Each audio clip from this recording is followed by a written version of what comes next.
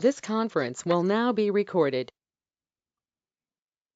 We are discussing about the Docker Compose, right? So the Docker Compose, the purpose of the Docker Compose is when you want to maintain multiple services. So there, instead of going with the individual launching of the service and linking one and each other, we can have a template.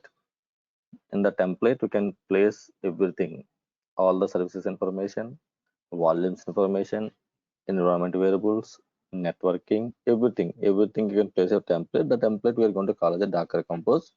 So the advantage of the Docker Compose is in a single shot you can launch all the services, you can access the application, and in a single shot you can destroy, you can terminate all the services whatever you have created, and also you can share it to some other person so that they can launch on fly that particular environment, nothing but the application. Right. So we have seen the WordPress site, launching of WordPress site with the Docker Compose. So in the WordPress site, we have seen we have two services are there. One is the front end and one is the back end.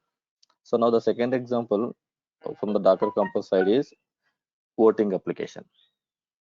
Right. So this is a simple application, kind of voting. We need to provide the voting, then it is going to give a result to us. Right. So now to work with application means to launch with the application, we required five services. If you want to work with the voting application, we require the five services should be running in the background. Then only the application will be up and running. Then you can work with that application.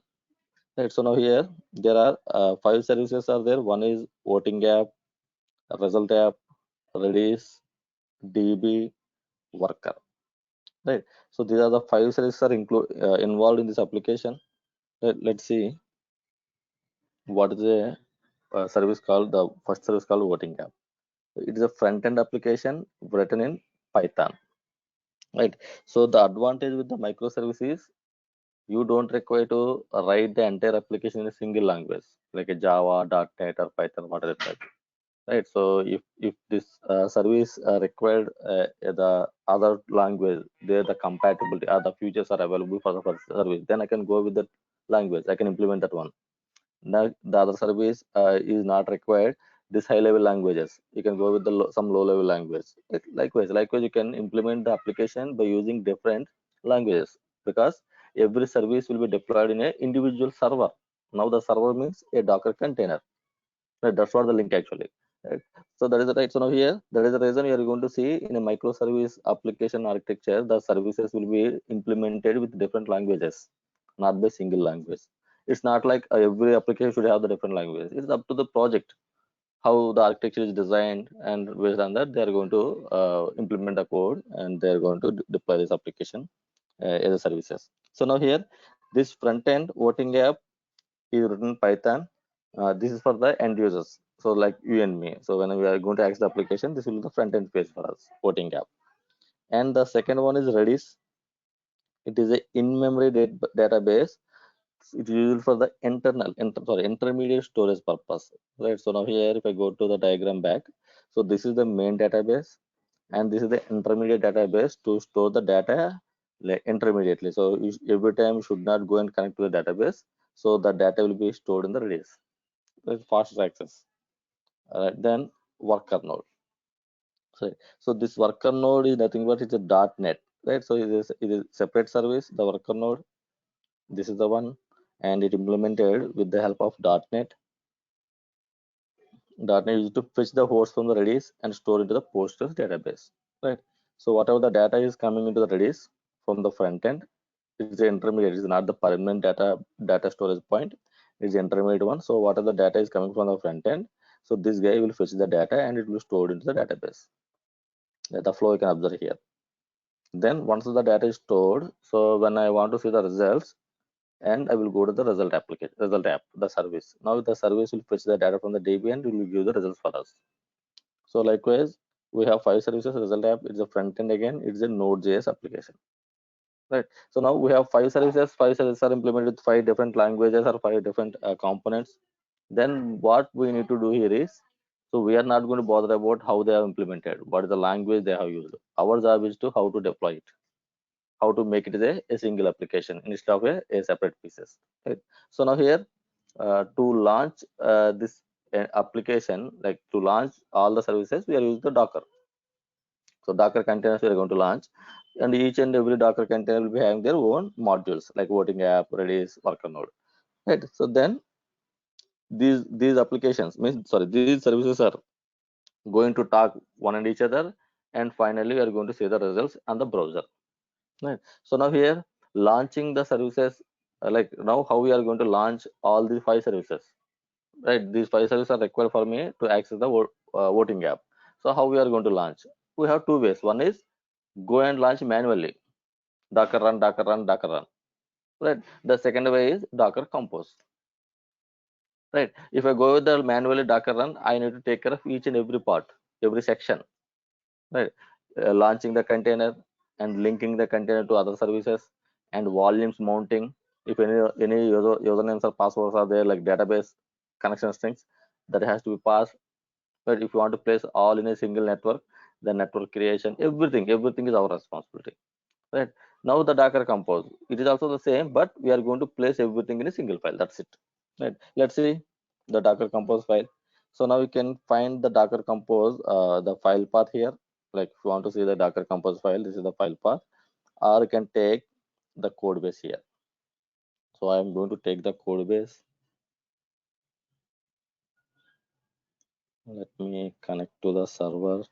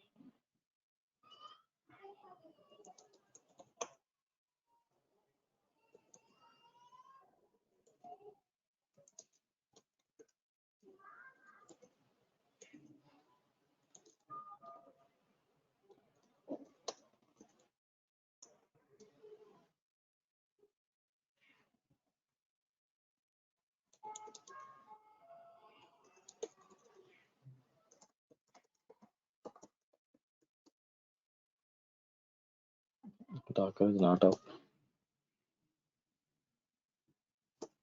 Now the Docker is up and running. So now here I am going to clone the repository into my local, because the Docker compose is placed in that repository. That is the reason I'm going to clone that particular repository. Copy and go to the locations wherever you want to clone. Git clone. Git is not found. Yum install git.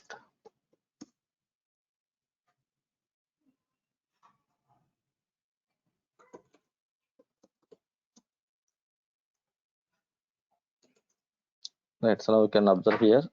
Example voting app is the repository. So let me go to the directory. Nothing but the repository.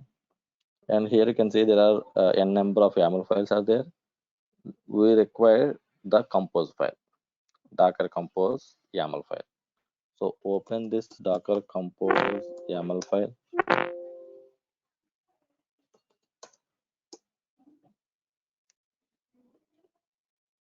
Right. So here version 3, the compose version. Right. So here we are going to see one more extra argument, build. Right. So now here this is my services section.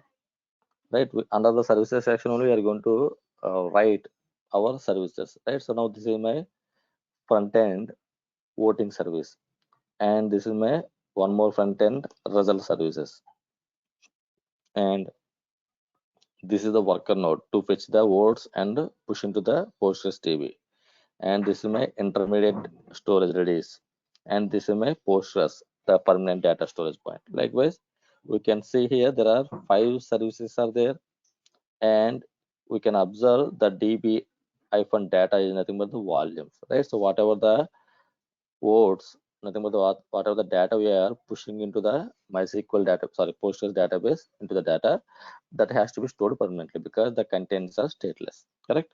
So now this db hyphen data is mounted to this Postgres location wherever the data is going to posted inside the container. So then this is the networking information, right? So now here, when I want to place these services in a separate network layer, so that only the public I want to expose in the outer world, and the backend, the private one, nothing but the DBs I don't want to expose into the outer world. So now here you can observe here, DB is the database point. So we have placed the network backtier, and Red is also a database. It is also not required the exposing into the outer world. So that is also placed in the backtier network. And here the worker node, right? The worker node is also a intermediate service. Intermediate service is nothing but it should not require the exposing into the outer world, right? So because the worker node will be fetch the data whatever we are pushing through the front end, right? So then the words, whatever the words we have pushed from the front end, it will be go to the Redis. From the Redis, the words will be fetched and pushed to the DB. So who is going to take care? Worker node. So this worker node does not require any browser access, nothing but to expose into the outer world. It's a backend service. So that is the reason you can see this is also placed in the back end. So now here my front end applications, nothing but the voting app and the result app. So now I'm going to place the votes by using the voting app. I'm going to see the results by using the result app. So now these both are connected to front end and back end because because these should be exposed to the outer world. Right? So that is the reason the front end is required. The back end is required because these guys are going to connect to the databases or the worker nodes, the other services. The other services are need to be connected, otherwise this communication is not going to happen. The communication between the services are not going to happen if you are not mention the backtail, right? So now we can observe here, so these ports are given but not exposed. Here you can observe the ports are exposed into the outer world, right? Because these should be accessed to the outer world, means via the browser, right? So now likewise the networking layers can be created front end and back end, and whatever the services which should not be exposed to the outer world, that can be placed in the back end side, and whatever the services should be required to expose in the outer world, that can be placed in the front end facing the networking layers, right? Likewise the environment variables which are required for the connection strings, nothing but to communicate with the DBs from the front end to back end, right? So now here, apart from this, we know volumes, we know ports. Now we have discussed about the networking. Now this is one more argument called build, right? So usually if you guys observe this Docker compose, what the Docker compose will do, finally the Docker compose is going to launch the Docker containers, right? So instead of launching the Docker containers separately, we are going to put together in a single place.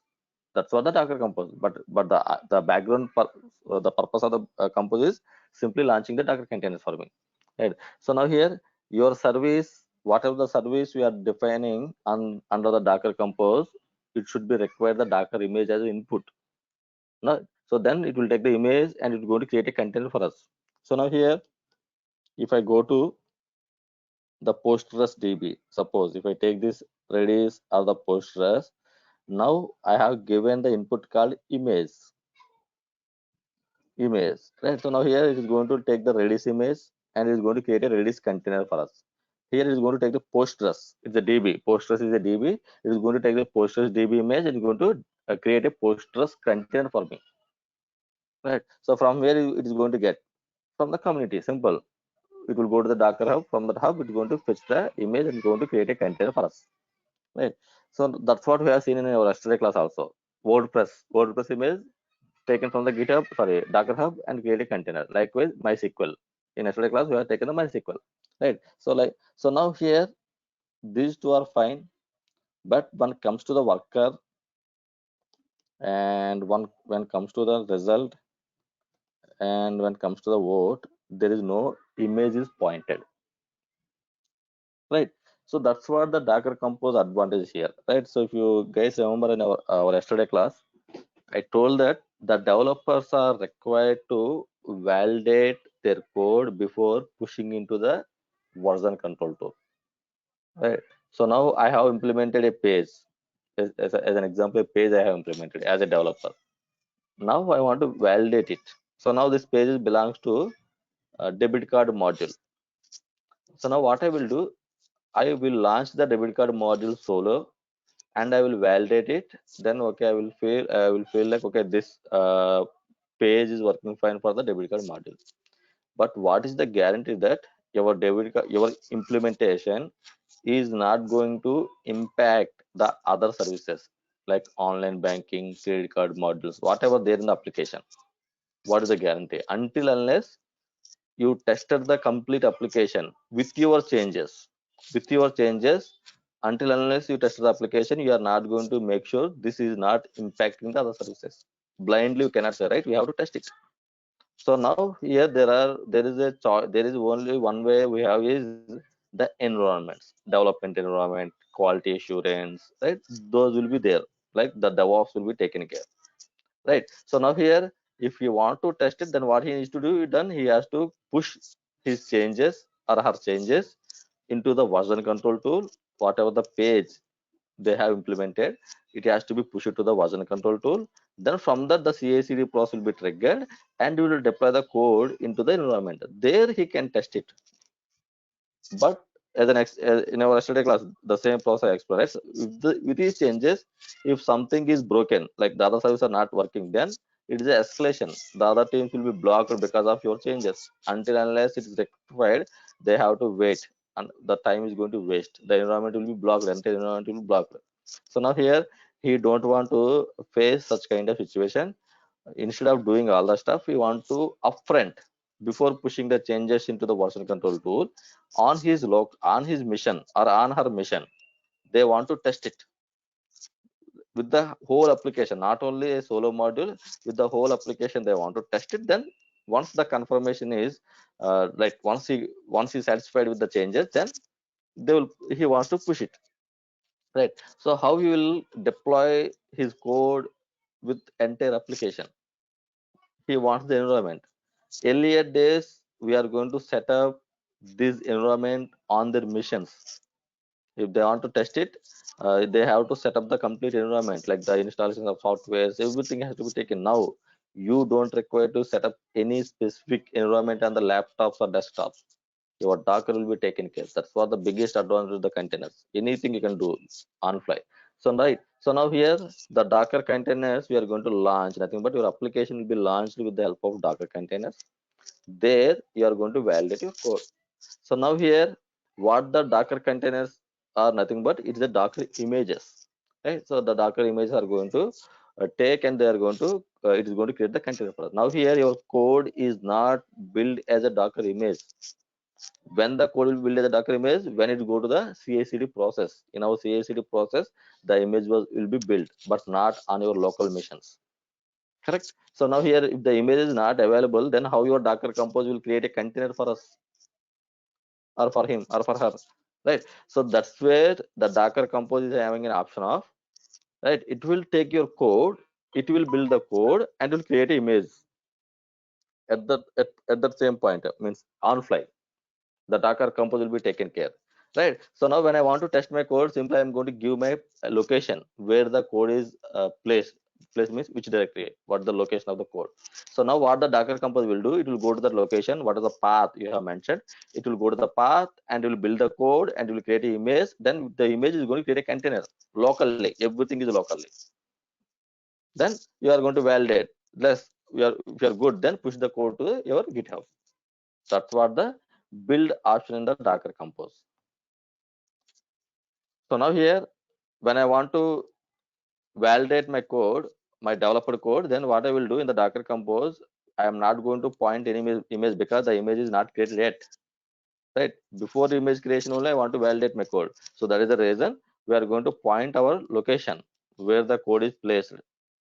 So now what the compose will do, it will go to the particular place, the location, and it will pick the code, whatever the code was there, and along with you have to place the Docker file. If the Docker file is not there, the image is not going to build. We have seen the Docker files concept, right? So now what we need to do, along with the developer code, we need to place the Docker file. Then it will go to the path with the help of the Docker file. It will create an image locally, and the image will be converted as a Docker container, right? So I will show you here. These locations we'll see.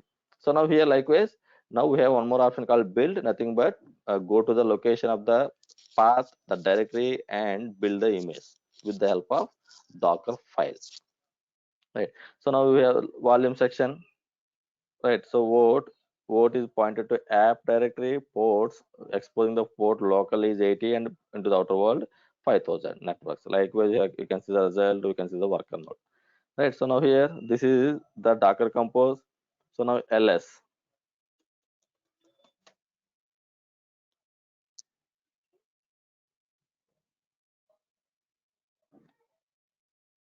vote result and worker. Right, wherever the Docker compose,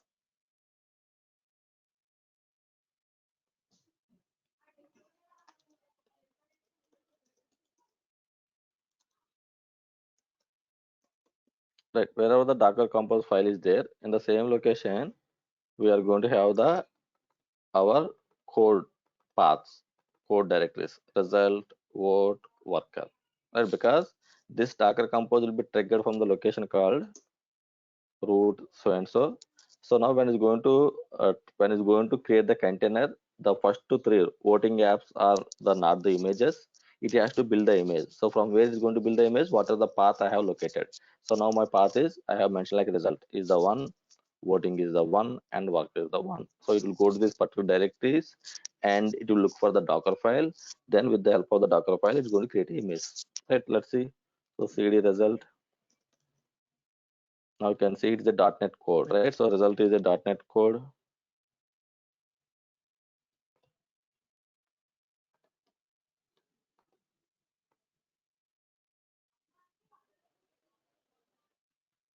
Result is a .NET Node.js application, right? So you can see here .NET and Node.js, Server.js, right? JS files you can observe here, and this is our Docker file. So now what the Docker Compose will do? It will go to the Docker file of this particular directory called result. Then whatever the Docker file the steps are having, right? So Node.js is an application, right? So here you can see it is taking the Node platform, the environment, then converting the app as a working directory, then npm install, so the required dependencies, then the package, these files, these two files are copying into Docker container, then npm commands are going to run, catch clean, npm ca npm, then finally the server.js file is going to run in the background, right? So now here this is my developer code. What are the code I am developed? Then this is the Docker file to build a image for this developer code. That's what the Docker file here. Likewise, we are going to have for every, like whatever the services we have pointed to build, right? You can see the Docker file, right? So and these are the code. It's the Python, right? app.py Python code, cd.net. Sorry, it's not required. Cat Docker file, right? So now here Python environment has been taken in this Docker file. Right, then there's the installations of the dependencies. The requirement.txt file is nothing but the dependencies information we are going to have. So to build the code. Then add dot to app. Dot means the current location. Then this is the command which we are going to execute to launch the application. Define our command to be run when launching the container. Right. The cmdr entry point of the commands which are going to use to launch this one as a default when the container is created.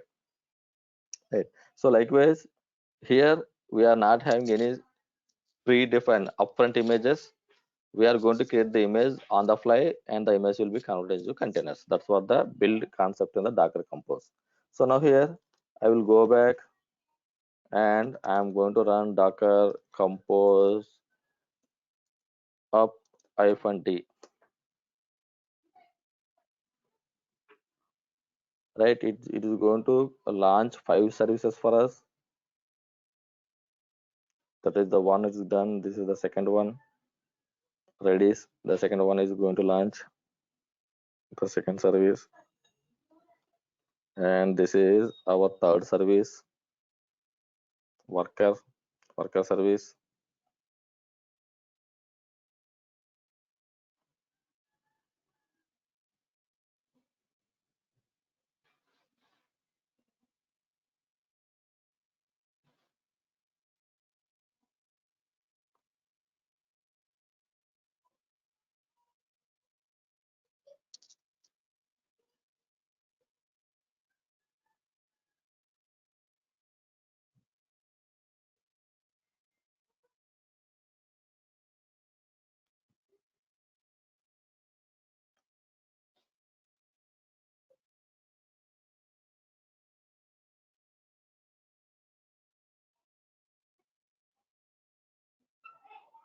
And this is the fourth one, result.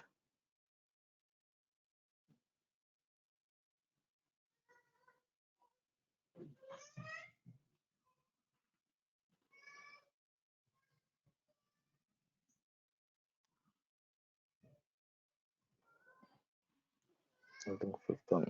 We did not see the fourth one, right? So now here you can see all the files are launching here. The example code, Redis, DB. This is the front end, and this is the back end, and this is the sorry. These two are the front end, and this is the back end, and these two are the DBs, intermediate DB and permanent DB. All are launched.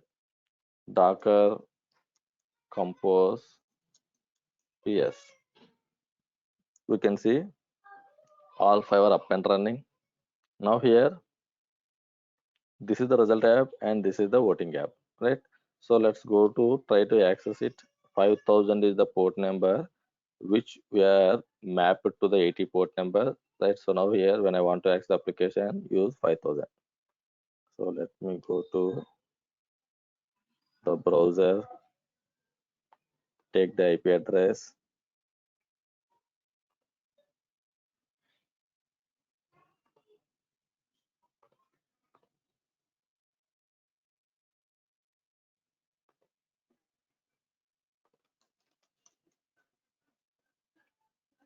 5000.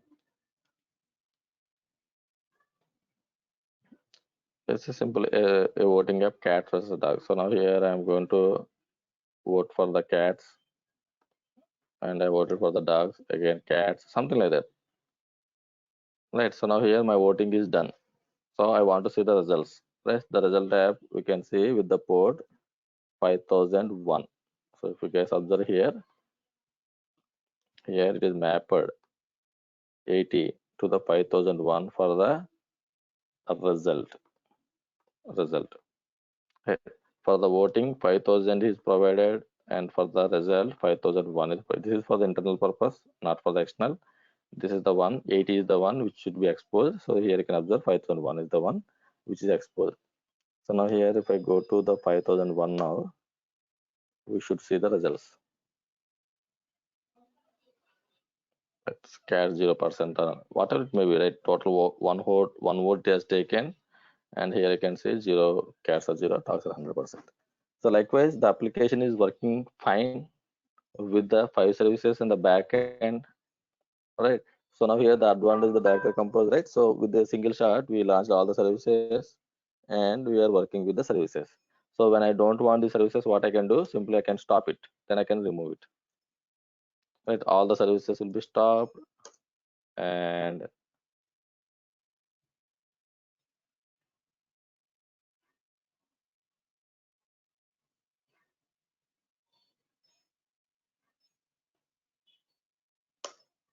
now we are not going to see the containers are all are exited. Docker volume ls. So these are the volumes it got created. Example voting app db data, which is right now created. Docker compose rm.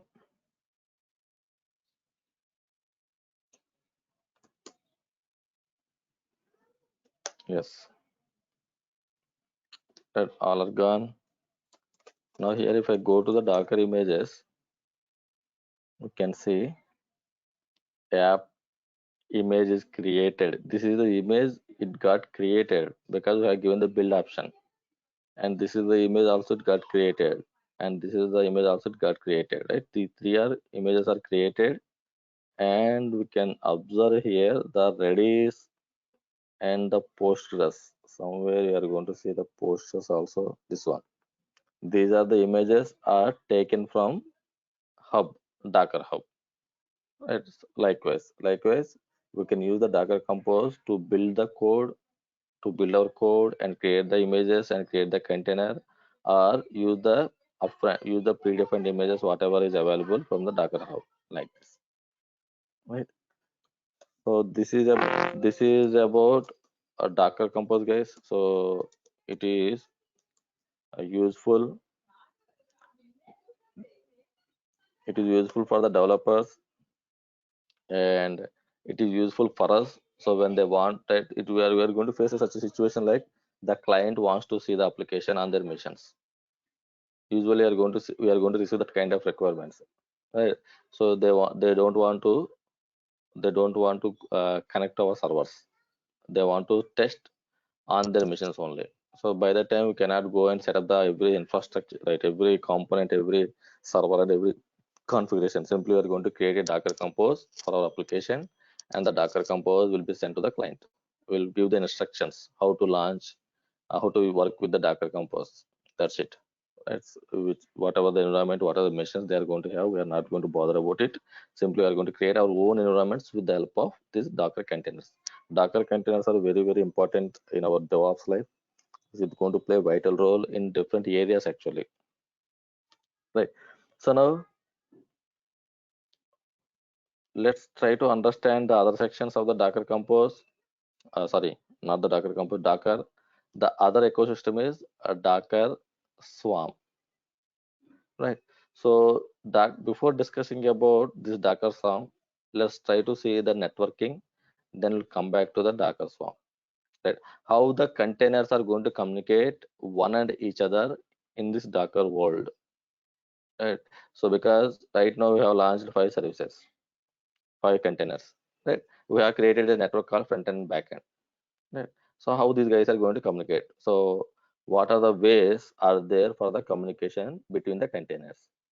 Let's try to let's see that area. Then we'll come back to the Docker Swarm. Right. If I'm going to talk about the networking of the Docker. Right. So now here, what where the network will comes to the picture. Right. So now here, if I have multiple servers, like this, see if we get observe here staging server, production server. Now on the servers, we are going to launch multiple containers. The same thing here. Right. So here right now we are having only one mission called Docker mission. On the Docker mission, we have launched a number of containers. Right. We have launched these containers. Right. So now here, now the thing is these containers. Now the thing is communicating the containers from one to another on a same server, right? So now here, if I take this example, so now this is my Docker host mission, right? Docker host is nothing but where the Docker is installed, and this is the Docker host mission. On the Docker host mission, we have launched 2 containers, suppose, right? So now here, how these guys are going to communicate means both are in a single same mission, right? So the same network layer can be used, and they are going to communicate without any issues, right? But when comes to the containers which are running in a separate mission, separate server. Now this is one more server. So now here I have launched a couple of containers. So now here, how I want to have the communication between the container from the server 1 to the container of the server 2, right? So server 1 to server 2, the communication between the containers. So like how these are going to, because this is a separate server and this is a separate server, right? So that's for the networking, right? The communication, how the communication is going to happen between the containers, if they're in the same mission or the same network, or with the containers are two different servers or two different networks, how these guys are going to communicate, right? Let's try to understand.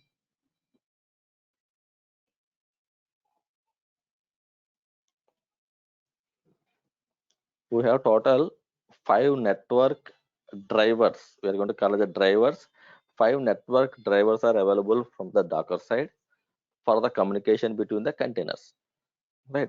So now the one is bridge. This is an interview question for us.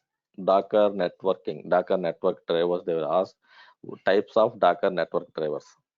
So now the first one is bridge, right? It is a default network driver. So that is the reason if I launch any containers, so if I, even though I don't mention any networking, still they are going to communicate one each other, right? If you guys observe in our previous example, right, we have launched the WordPress site with the Docker Compose. There I did not mention any networking, any network drivers information, right? But still they are going to communicate one each other. The front end is able to communicate the back end.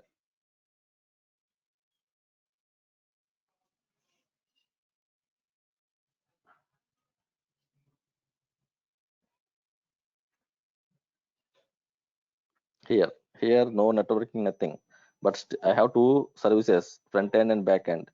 These two are going to communicate, right? How they are going to communicate means by default network driver is going to use, right? So what is the default network driver here? Nothing but the bridge is a Docker default network driver which is going to use for to communicate between the containers. The communication between the containers are going to happen with the help of bridge. Right. So bridge network is a private default internal network created by the Docker on the Docker host where the Docker is running. So that all the containers get an internal IP address and these containers can access each other. Right. So now here finally what we are going to do here is in our server. So whatever the machine I am having, the host machine, in the machine itself only I am launching the containers. Whatever the containers I want to have, all are launched in the same mission. So now what the bridge will do, it's going to create a network layer for us, a network layer on the Docker host machine. So now this is the network layer, right? So now whatever the containers we are launching in the launching, those will be launched under the same network layer. So that is the reason they can communicate one each other very easily with the help of private IPs, right? Each container is a separate server, right? So a container is a lightweight mission. A mission means it is a server. A server means it is going to have an IP, right? So now here this bridge is going to launch a network layer on the Docker host machine. Then it is going to use the private IPs, nothing but the internal IPs of the Docker containers for their communication, right? So now here the thing with the bridge network layer is we can access or we can communicate the other containers with the IP address but not with the names, right? So you cannot connect to the other containers with the names, but with the IPs we can connect. So that was some right? So because IPs are not going to rememberable, right? So now the usually are going to use the names. So when I'm going to use the names of the containers, if they are trying to connect, then the bridge is not going to work, the bridge network, right? Because the bridge will work with the internal IPs only, not with the names. The communication is not with the names, right? So you can observe here something like an example. Now the second one is host host driver, host network. So now here what the host will do, this driver removes the network isolation, so it is not going to have any network layer, it is not going to have any separate network layer, something like this. So simply it is going to remove the that network layer concept, it is going to use the ports instead of it's going to use the ports. So this driver removes the network isolation between the Docker host and the Docker container, right? So now if I this is my Docker host, my mission, and these are my Docker containers, right? For the access, the bridge is going to create a layer here, the network layer. Now this guy is going to remove the network, the layer between the host and the container, nothing but the host driver. Host driver is the one where this is not going to have any separate network layer between the Docker host and the Docker containers. So then how it is going to communicate, right? So now it is going to communicate with the port numbers. Port numbers, it is going to use the port numbers for the communication. So now the problem with the port numbers is, if I have the 5000 port is open for on my network Docker host machine, now the container I cannot launch the 5000 container again. Right? So you cannot launch multiple containers with the same ports because it is going to use the port number for the access, no separate IPs, right? So if I have the separate IPs, then each server will be having their own IP. Then I can give the same port number, right? One machine is going to have 10.0.0.1. I can use the 5000. The other machine, the other container can have the same 10.0.02 is the mission IP. Then I can use the same port number. That is the reason every Docker file will be having the 80 port number, right? So you can use the 80 port number because this 80 is going to launch in a separate container, a separate server, right? So you can launch the containers with the same port because the IPs are going to change. But here is going to use the port number. So when it's going to use the port number means you cannot use the same port number for multiple containers. So that is the problem here. That is the reason the host network driver is not going to use. But yes, they have given option. They have given option. You will not able to run multiple web containers on the same host on the same port, as the port is now common to all the containers in the host network. Then the third one is none. From the network driver, we are going to say I don't want to have any kind of network drivers. None. So where we are going to use? So right, so the where we are going to use when you don't want to have a communication with the other containers. See, only one container. I'm going to launch this one container. I'm going to work with the container. That's it. I don't want to have any communication with other containers. By that time, the none can be used. Right? Very very rare situation, right? So you're launching a individual container, working on a individual container is very rare situation. Obviously, we required to have a communication between the containers. So that is the reason this none also not going to use. Right? But yes, we have the option. That's it. This is for the interview sake. You guys need to understand the network drivers. You need to explain it. But in the real time, we are not going to use any kind of host or any kind of none. By default, bridge will be there. Automatically, is going to create. But the rest of the things we are not going to use. But for to crack the interview, yes, these are required actually. Then the fourth one is the important one for us: overlay. So the overlay is nothing but when the communication is required between the containers which are hosted on separate servers or on different missions. So now here this is a server one, my Docker host, and this is the server two. If I'm going to think assume as a it is a server two and it is a server three. So now I have three servers, one, two, three. Now on each server there are two containers are launched. That means the total three missions are handling six containers. So now here these server one containers required to communicate the server two containers. The server two containers are required to communicate with the server three containers. The server three wants to communicate with the server two. Server three wants to communicate with the server one. Like that, these containers want to handshake. They want to handshake between the servers. Now they are launched at separate servers. As of now, we have seen all the containers are launched in a single mission, a single server. So now here these containers are running in three different, right? As an example, three we have given. There might be three or 30, we don't know.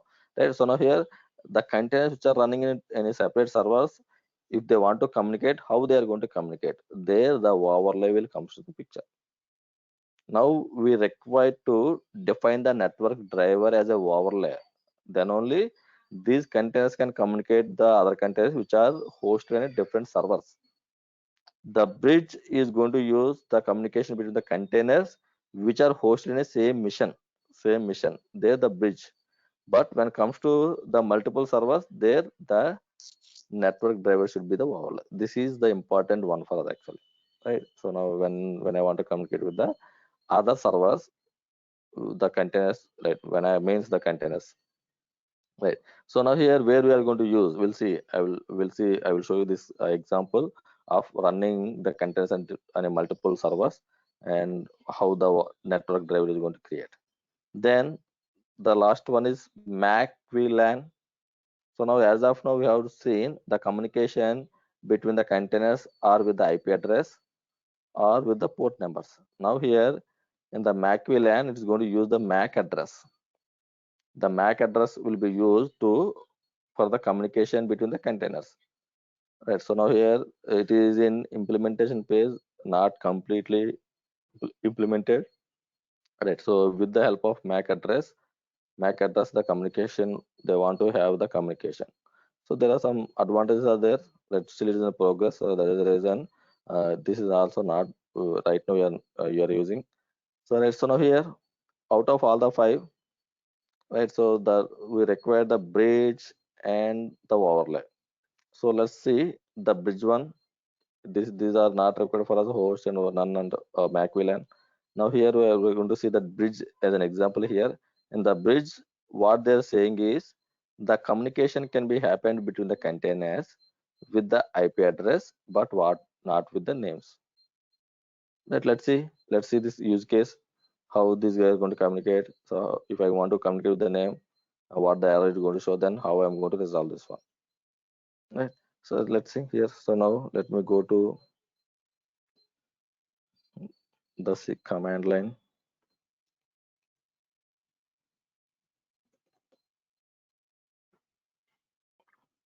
Right. So now here to see the network drivers information on the Docker, to see the network driver information, Docker network ls. To see the volumes information, Docker volume ls. Likewise, to see the network information, Docker network ls.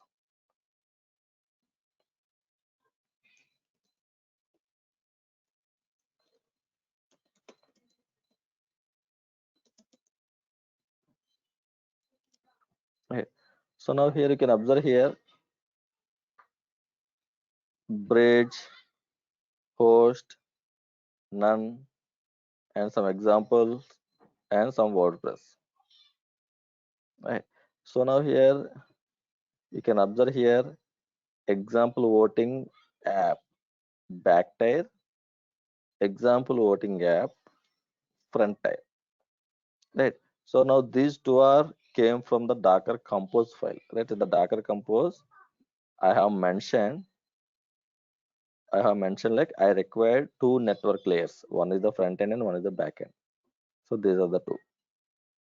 Right. So now here in the WordPress, we did not mention anything. So by default, it's created a default layer. Right. Here we have mentioned the name, back tire and front tire. So that is the reason with the names, the network drivers are created. And when it comes to WordPress, I did not mention anything. That is the reason it's created default network driver. Now forget about these three. These are came from our Docker compose. Now these are the default. So now when you install Docker on your Docker host machine, right, on a server, right? So now here when I install the Docker, I have installed the Docker on this server, right? When you install the Docker, then by default we are going to get the three network drivers: bridge, host, none. Right? You can see here drivers: bridge, host, none. Right? The bridge is the default one, so that is the reason. If you guys observe here, whatever the custom networks or drivers are created, they are created with the driver called bridge. Bridge is the default one. Bridge is the default one in the Docker or our Docker. Right. So that is the reason when the communication is going to happen inside the Docker containers with the help of the IP addresses by using the bridge driver. Right. So now I want to see the communication between the containers with the help of bridge by using the internal IPs. Then I want to see the communication with the names. Okay. Like as they said, it is not going to happen with the names. So now here I'm going to see, I'm going to create the servers Docker containers. Before creating the Docker containers, let's see the bridge network driver details. Right, we know inspect is a command. With the inspect, you can get the properties. The properties can be a server properties, nothing but the container properties, or the properties can be a volume properties, or the properties can be a network properties. The inspect command can be used in different ways to see the properties of the server, or to see the properties of volume, or to see the properties of our network drivers. So now Docker inspect, then bridge. I want to see the bridge network driver information.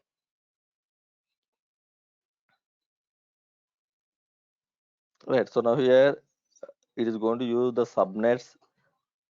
Right. So now the subnets are nothing but whatever the containers we are going to create. So container means a missions, a lightweight servers. Those servers will be allocated with these IPs, the IP range. And this is the gateway. The gateway is nothing but for the communication. Communication between the containers will be happen through the gateway. And then you can see here the options of the network, and nothing. That's it. Okay, I think I have. Okay, that is the reason, right? So here no containers are running. That is the reason we are not able to see any containers information. Otherwise, it will show the containers information here also. So what are the containers are connected to the bridge? We'll see. We'll see now. So now here to see the network information, Docker inspect is the command. So now let's create a containers. Right. So I'm going to create a container here. Two containers to see the use case. So for that, what I'm going to do here is I'm going to run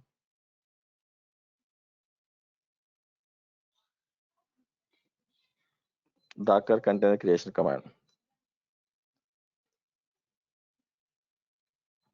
Right. So Docker run -dat is the command which we know, right? So run means it's going to create a container for us. Dat, right? Run in the background, provide the interactive mode, terminal, then -hyphen name is nothing but providing the name to the container. If I don't mention the name, it is going to create a container, it's going to give a container ID for us. So now I don't want to refer with the container IDs, I want to refer with the names. There, -hyphen name is the option so that you can map a name to the container, correct? So now here, what is the container you want to create? The image Ubuntu. I want to create a Ubuntu container. So now Docker PS, right? One container is launched, it is running in the background. The name is Ubuntu container 1. So I'm going to create one more container here with the name Ubuntu container 2. Right, so Docker PS. Now we can see there are two containers are running. Container 2, container 1. Right. So let's see now Docker inspect bridge. As I said, by default, network driver is the bridge. If you are creating any container, a default network will be allocated, nothing but the bridge. Right. So now when I try to inspect the bridge network driver, I should see these containers information because these should be created with the bridge network driver. Enter. Right. Now you can see a option called containers came into the picture. Now inside the containers, you can see there are two containers are running here, 1 and 2. Right. So we here you can see E1C DC1. So if I go here, we should see right E1C and DC1. It given the shortcut, but the complete container ID is this one actually. This is the complete container ID. Right. So now this is the right. So now the containers are like now the confirmation, right? The confirmation is nothing but right. What are the containers are we are going to create that will be attached to the default network driver called bridge. So that is the reason when I say Docker inspect bridge, in the bridge I can see my containers information. Right. So now here you can see the container IP 172.17.0.2 and 172.17.0.3. right? Because the subnet layer, the subnet level is mentioned with, they want to have the IPs with the 172.17. So right, that is the reason all the containers IP will be allocated with the 172 series only, right? So now here, right? So now these are the IP address for my containers 2 and 3, and this is the container information, and I can see these are mapped to the bridge network driver. Right? So now if you want to see from the container side, so now we are verifying from the network driver side. So let's see the container side, right? So now here what I'm going to do, docker ps, let's take the container id, docker inspect, and the container id. So that is going to give the properties of the container. So obviously one of the property will be the bridge, nothing but the, sorry, network. Then you can see here the bridge, right? So you can see here the IP address is 172.17.0.3, the same thing, right? So now here we can see, yes, the containers are allocating with the driver called bridge. So now here the communication, right? So now here what this bridge will do, it is going to create a network layer between the host and the containers. Then under the network layer, it is going to communicate one each other with the help of internal IP address, with the IPs. So right, so that is the reason when you are trying to connect with other containers, the containers communication is going to happen. Internally, it's going to call one each other with the help of IPs, because all are in same network driver on the same host machine, right? So now here let's see just the communication, right? How these, right, these are communicating. So now for that, what I'm going to do, docker ps, and let me connect. So now this is the 3, and we have the other one is 4, right? 172, sorry, 2, 172.17.02 and 172.17.03. Right, so now here what I'm going to do, I'm going to connect docker execute -it, then take 1 bin bash, right? So now here I connected to the DC1, E1C DC1. So now here E1C DC1 is nothing but here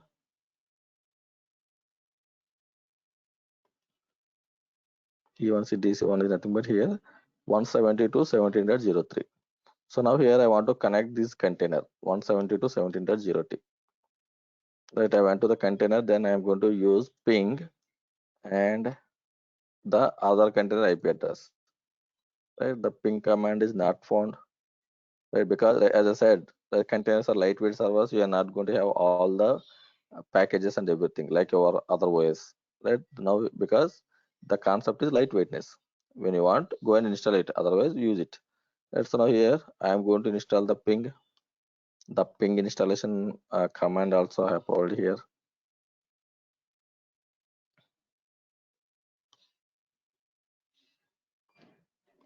Update it.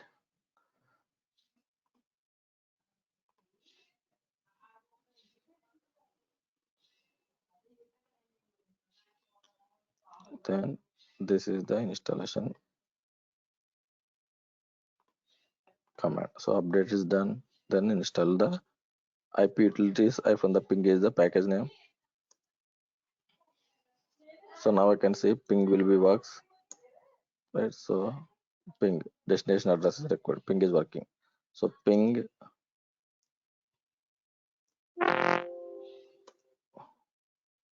now see we are getting the response, right? So now here it is proving that communication is happening between the containers. I came out, right? So now the 17.0.3, I am in the 17.0.3 container. From that container, I am trying to ping the other container. Then the communication I can see here. The bytes means it's the communication, the response, right? So now that is what the bridge network driver is going to do for the communication internally. So which we are not going to focus, which is not required for us, because the servers in the background how they are going to communicate, which is not required. But yes, sometimes we required. So where we are required, I will let you know. But yes, this is the way the communication is going to happen between the containers. Right. So now here, if I want to communicate with the names, then the bridge is not going to allow us. Right. So now here, this is the container called DC1 means. Again, let me go here.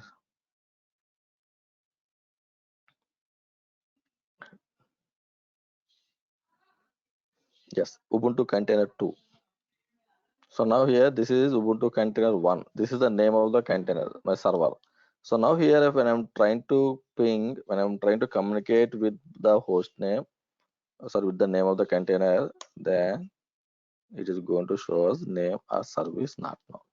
But in the real time, usually you are going to touch with the service names, not with the IPs, because the IPs are going to change when the containers are removed or when the containers are terminated.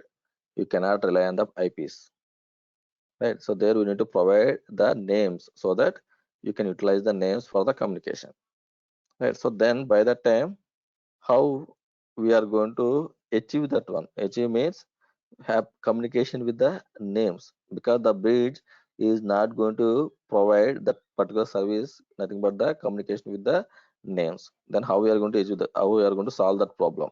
So there our custom networks comes into the picture.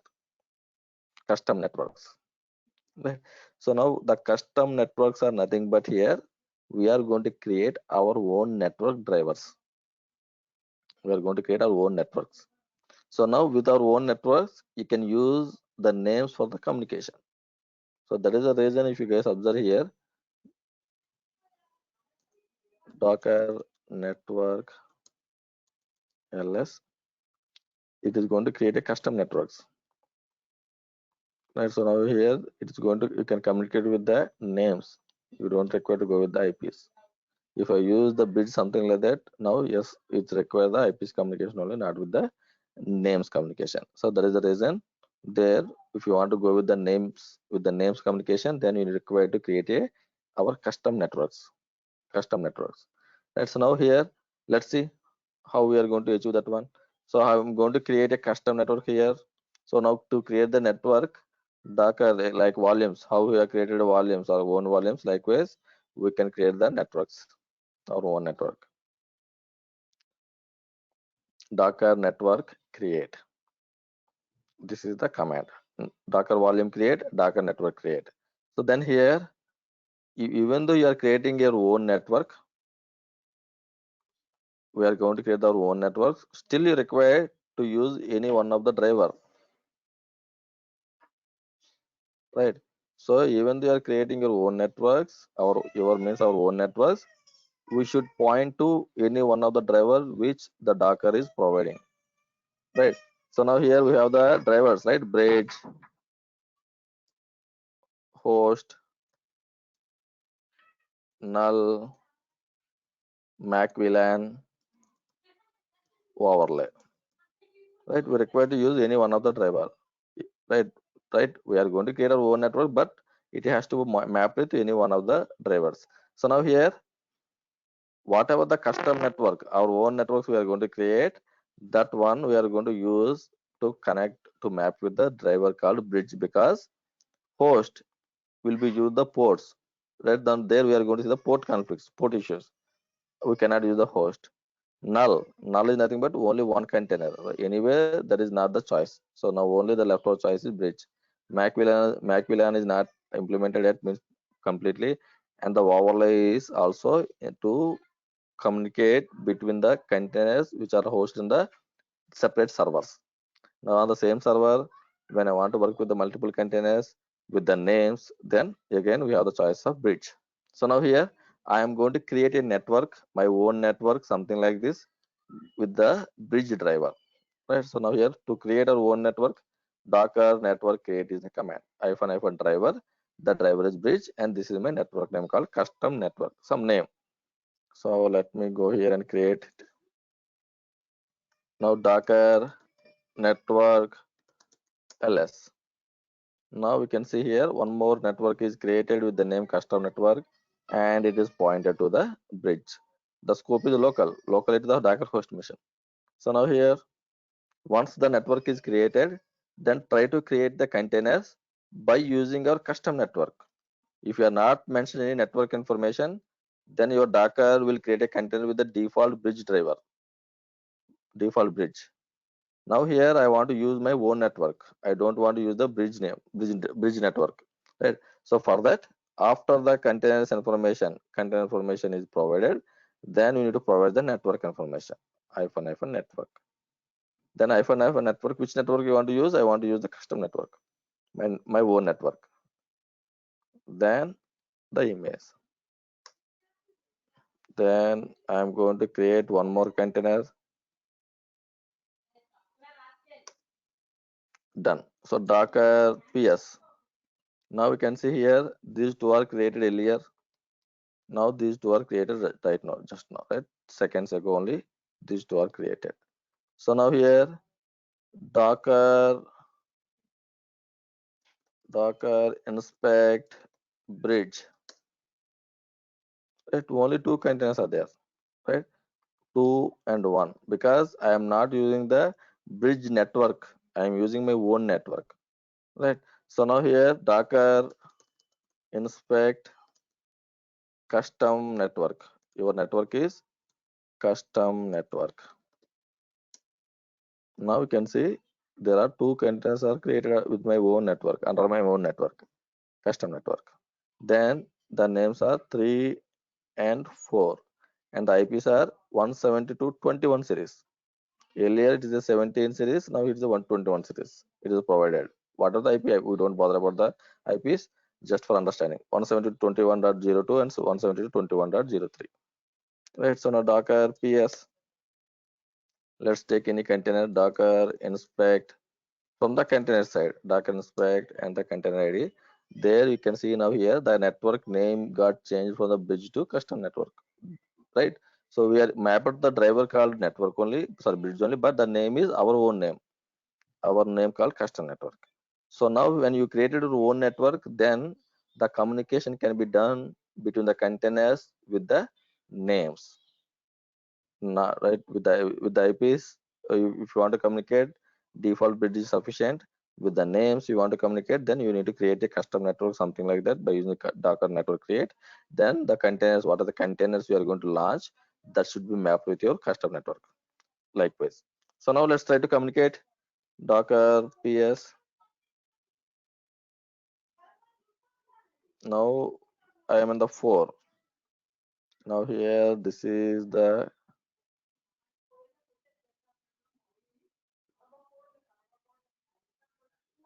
containers, where the containers are there. Containers.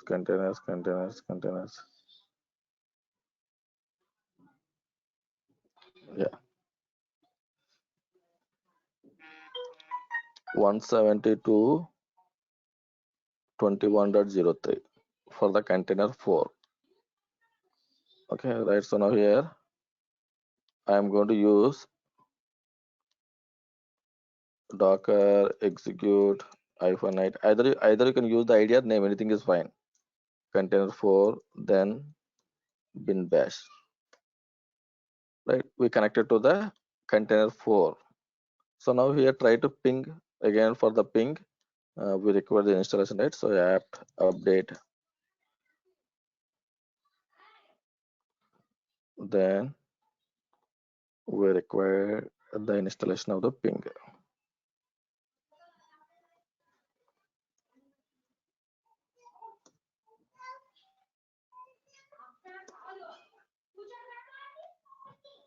Let's know here we connected to the Ubuntu container 4 and we install the ping on the 4th, right?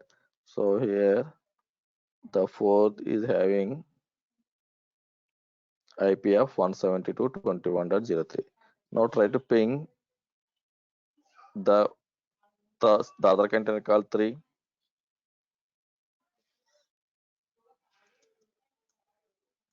So this is my the other container 2. Now we can see responding with the IPs. Anyway, bridge is having the default of IP communication, that is proved. So now I want to see the communication with the name Ubuntu container 3. right? So here, see, we can see the communication happening with the custom network and with the name. So likewise, we can use the names communication in the Docker with the help of our custom networks when you want to use the bridge, right? So this is how the communication going to happen with the bridge. The overlay one we are going to see in the Docker Swarm, that is the default one, and host null are the critical part which are not required, which we are going to not going to use, and the Mac VLAN is in the implementation process, right? So this is about the networking, guys. So now here you Shankar, want to, yeah, yes, Chris. I have a question. So let's say for the Ubuntu container 1 and 2, so they are on the bridge, isn't it? Yes, on the bridge, correct. 1 and 2. Can we actually change them to the custom network, or can we actually change the containers on the custom network to the usual bridge? Yes, yeah, that one, yeah, that point, like, right, I'm trying to explain. Yes, yeah. So here, the changing of the network drivers, that can be done. That can be done, but the thing is here, it is only possible only for the bridge networks, not for the others. So if you want to change the network from the custom to a default or default to custom, that is can be applied on the bridge networks, not with the other means the host or null. Now here, if you want to change, first you require to disconnect. So here you need to disconnect the network driver. So Docker network disconnect, and what is the driver here? Bridge, and this is the container ID. So that is going to disconnect, and then you can connect to the new driver, Docker network connect custom network. Let's see here. So now here, if I go to Docker PS, these two are with the default called bridge. So now here, the confirmation Docker inspect bridge 9549 95 and somewhere the 49 also can see, sorry, 95 and 49, right? So these two are connected to the default one called bridge network driver. So now this container, any container, any one of the container, or both the containers, right? I want to change from the bridge to the custom. For that, what we need to do here is we need to disconnect from the bridge first, right? The default one is the bridge, so disconnect from the bridge. So now what I'm going to do here is Docker, the command Docker network disconnect, and the driver is bridge.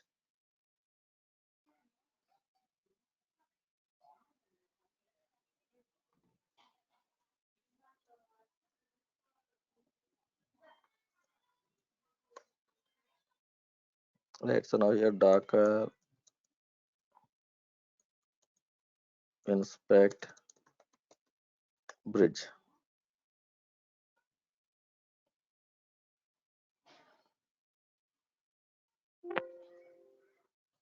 Docker inspect bridge. Now here you can observe here only one container now.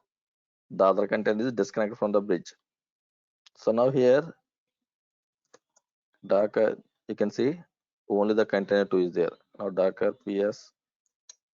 Now let's try to connect with the custom network or custom any one of the network. Right now I have created a custom network. So now when you want to connect it, simply Docker network connect, and the network name and the container ID or the name.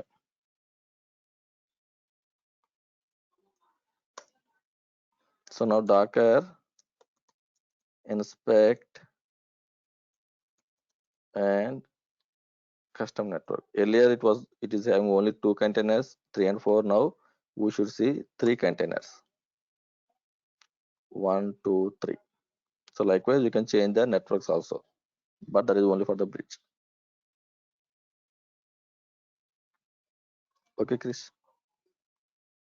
Yeah. Thank you, Shankar. And can we do the same vice versa? Like, can we disconnect from Yes, the custom network and yes, assign? yes. Yes, Okay. yes. Yeah, yeah. For the bridge network, we can do the vice versa. You can map to custom to net bridge or bridge to custom. Anything. Just simply the thing is just disconnect and connect. That's it. Disconnect and connect. Okay. Now Okay. when fine. So when you don't want the network, simply use Docker network remove and your network name. If you want to remove the network, like the volumes. If you don't want to maintain the volume, simply Docker volume remove, likewise Docker network remove. So this is the networking thing for us in the Docker side. These five are the important for the interview sake also, right? So now here, let's try to understand the ecosystem of the Docker is Docker Swarm, right? So now here the Docker Swarm,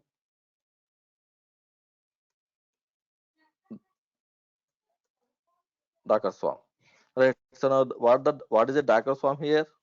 Then where exactly we are going to use this Docker Swarm, right? So what the purpose of the Docker Swarm? Right. So now when I'm going to talk about managing multiple services, right? So now the world is microservices world, nothing but every application they want to have, they want to convert into microservice, or when they want to implement with the microservice structure, right? So there are many advantages are there, right? So now here, when you want to manage the multiple services in our containers, nothing but the Docker, there the option one is Docker Compose. We have seen already, we have discussed about the Docker Compose to handling the multiple services. But the problem with the Docker Compose is if the node is gone, right? So now here, whatever the mission right now I'm having, my Docker host, on the mission I have launched the containers, my application, right? So now if my server is down, it is gone, then what about your application? Obviously you're going to lose the application. If the server is not there, means you cannot access anything, right? So means high availability is not there, right? So now here, if you are trying to run the application, the first thing will be you require the high availability, and the second one is high scalability. Availability, scalability are most important for us to run any application. Availability means this is the one. If something fail on the server side where the application is running, you should not go and fix it, because you don't know how much time it is going to take to fix it, right? Even if the service is done, you should be capable of running the application in other servers, right, without any downtime. So that is the reason always we are going to run the applications on a multiple servers, right? So there we are going to place a load balancer on top of the server, so that the load, whatever the load is coming to the application, the load balancer will be route the load into the multiple servers.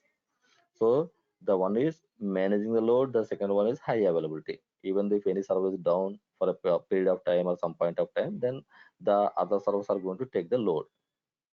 But usually we are going to see some delay, right? The three servers are capable of handling 1,000 users. If one server is down, means those are capable of only 700 users. The other 300 will be see some kind of delay. That's it. But your application will be up and running, right? So now here, that's what the load balancer and the main the high availability. So now when come to the our microservice architecture, now the microservices are running in a form of Docker containers. Now the Docker containers are require the high availability. So now here our Docker containers will be maintain the high availability in two modes, in two ways. So now suppose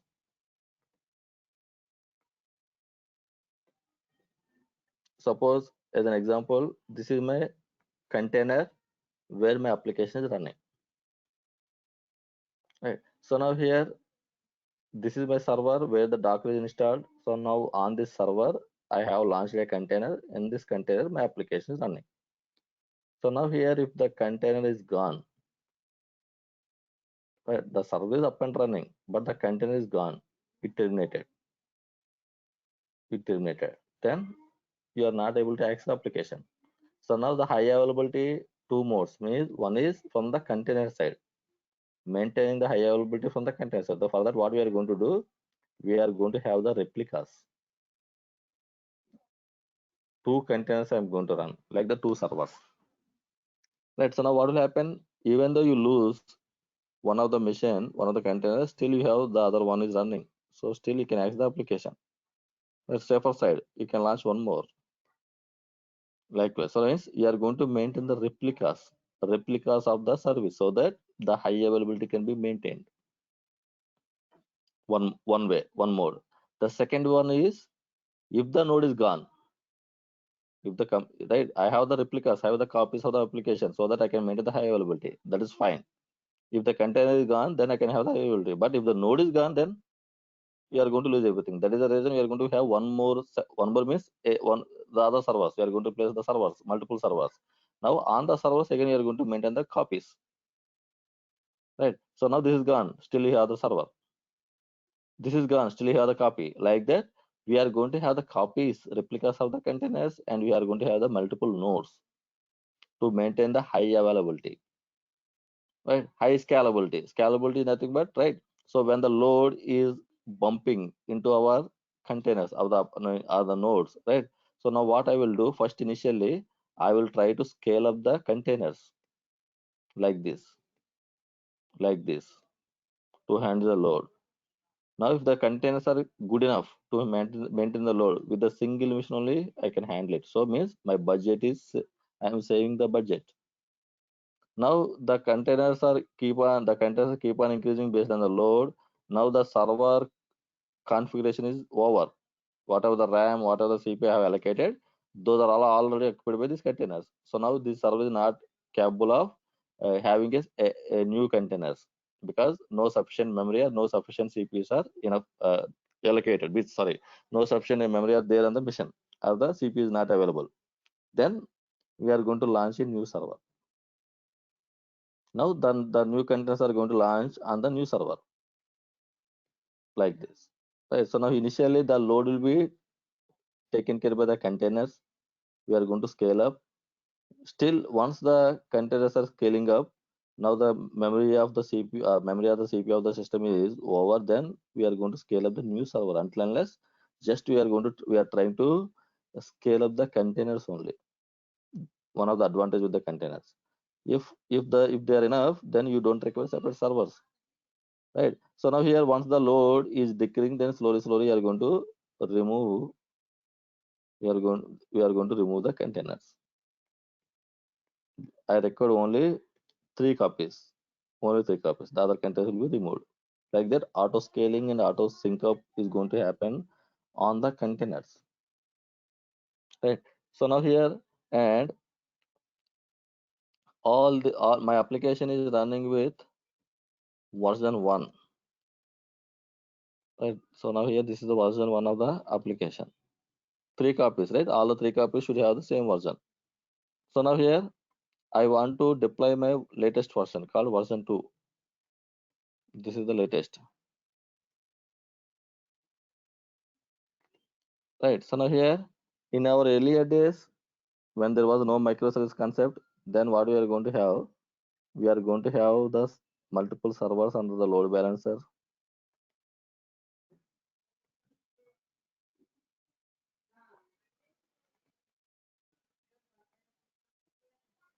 This is my load balancer, and under the load balancer, I am going to have multiple servers, and these servers are connected to the load balancer.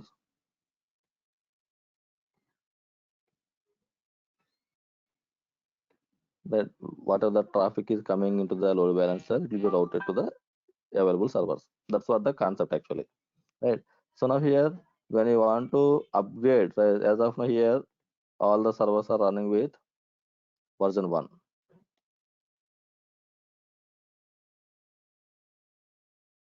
So now all the servers are running with the means application. All the servers having the application, then the application is running with the version 1. Now I want to upgrade the version 2 means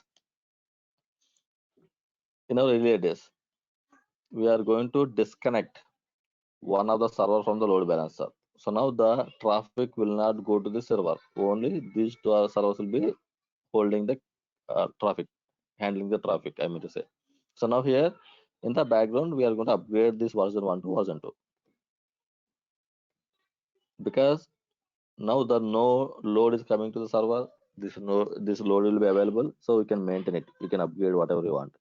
Then once the Once the upgradation done, then you are going to get connect to the load balancer. Then remove the connection between the second one, between the load balancer and the second one. Then upgrade it. Likewise, the process will be happening in our previous time. Means when there was no microservice, no containerization, only VMs, only physical servers. This is the process we are going to do actually to upgrade or to maintain anything without any downtime. The concept is no downtime. Right, now you can see here no downtime for the application. Just you can see the latency if there is a load coming into that, but you are not going to see any downtime. But in the background, we are upgrading the servers or the application like this. So now here, this entire process got eliminated when the containers came into picture. You don't bother about this stuff, this process. Simply, you are going to pass an instruction, upgrade it. Your containers, your tools, the Docker Swarm or whatever the tool is available, they will take care upgradations. Something is failed. This version 2 is failed here. Immediately, I need to get back the version 1. Right? If it is in our earlier process, getting back the previous version means is a big process. Now on fly, you can revert the changes. You don't bother about the changes, the concept, the configuration, everything. That's where you can now the if you see the job side, we are not going to see any delivery engineers or any kind of build and release engineers, any kind of administrator, something like that. Everything is a services. Everything is available in the form of service. Just utilize the service and use it or pass some instruction. That's it. Right. So even though you don't have the networking knowledge, you can maintain it. Even though you don't have the administration knowledge, experience, you can handle it because of the services. Right. So now here, who is going to take care? Our tools. Whatever the tools came to the market, those guys are going to take care. Right. So now the Docker Swarm is not only maintaining the services, it can handle the high availability, it can handle the high scalability of the application. You can upgrade it, you can revert it on fly. Right? Nothing but we can say the Docker Swarm is a kind of orchestration tool for your application. Right. So now here, when Kubernetes came into the market, the Docker Swarm is gone. It is out of the market. So now, because the Kubernetes is more flexible and is providing many features when compared to the Docker Swarm. That is the reason Docker Swarm now the market in the market. I don't know. I don't see any projects are using the Docker Swarm for the orchestration. Everything is in the Kubernetes. Both the Kubernetes and Docker Swarm are same only. Both are the orchestration tools only. Both are same for to manage the microservices which are in the Docker containers. Same purpose. Both are for the same, but right in the market, in the competition, Kubernetes is leading and the Docker Swarm is out of the market. Then why we should learn this Docker Swarm is just interview. To crack the interview, we need to understand how the Docker Swarm is working. Otherwise, which is not required for us. Okay, so that is the reason we are not focusing the high availability, means the scalability, upgradations, rollbacks on the Docker Swarm. We'll see the architecture. That is important. In the interview, they will ask how the Docker Swarm is work, like how this movement is going to happen between the nodes. This area I'm going to cover in the Docker Swarm. Then the rolling ups, rolling backs, the scalabilities, high availability, scalability, we'll see on the Kubernetes. That is more important for us. Okay, but the architecture remains same. Both the Swarm and our Kubernetes will remain the same architecture. That how the load is going to handle, how the availability, scalability is going to handle. Both the architecture will be the same. Just the thing is the commands and the tools are going to change. Right. So now here, let's see. So now here the Docker Swarm, as I said, right? As I said here, you can have okay, I have removed that one. You can have the copies. You can have the copies so that you can maintain the high availability. Like we are going to call it service. We'll see all the stuff here. So now here, uh, Docker Swarm setup, right? So how to set up the Docker Swarm, right? So it's not available as a default like Docker Compose. These are the ecosystems which you need to install it explicitly, right? So now here to see this use case. Right. So now here we require at least 2 nodes. At least 2 nodes means 2 servers. Here we are going to call as a worker and manager. The technical terms are going to change. Here we are going to call as a worker and managers. Now worker and manager nothing but the servers only. At the end, those are the servers only, right? So now here the installation of the Docker Swarm, the steps are easy with the Ubuntu on the Ubuntu server. Still, you can install on the CentOS or Red Hat, but the instructions has to be C. Okay, we need to go and verify the proper instructions for the setup of the Docker Swarm. But for the Ubuntu, we have a bunch of materials available, and the installation is also very easily. That is the reason I am picking the Ubuntu here. Here the concept is understanding the architecture, not the installation process. Right? Installation process can be Google it and you can get it. Right? So the Ubuntu is much easier than our Red Hat. That's it. That's why I have taken the Ubuntu one. So now here we are going to set up the Docker Swarm on the Ubuntu servers. Right. So now here I'm going to take 3 nodes, 3 servers, 1 manager and 2 worker nodes. We'll see. We'll discuss about what is a manager and what is a worker. First, let's try to set up it. Then we'll see the architecture. Right. So now here, let me go to the AWS and launch the instance.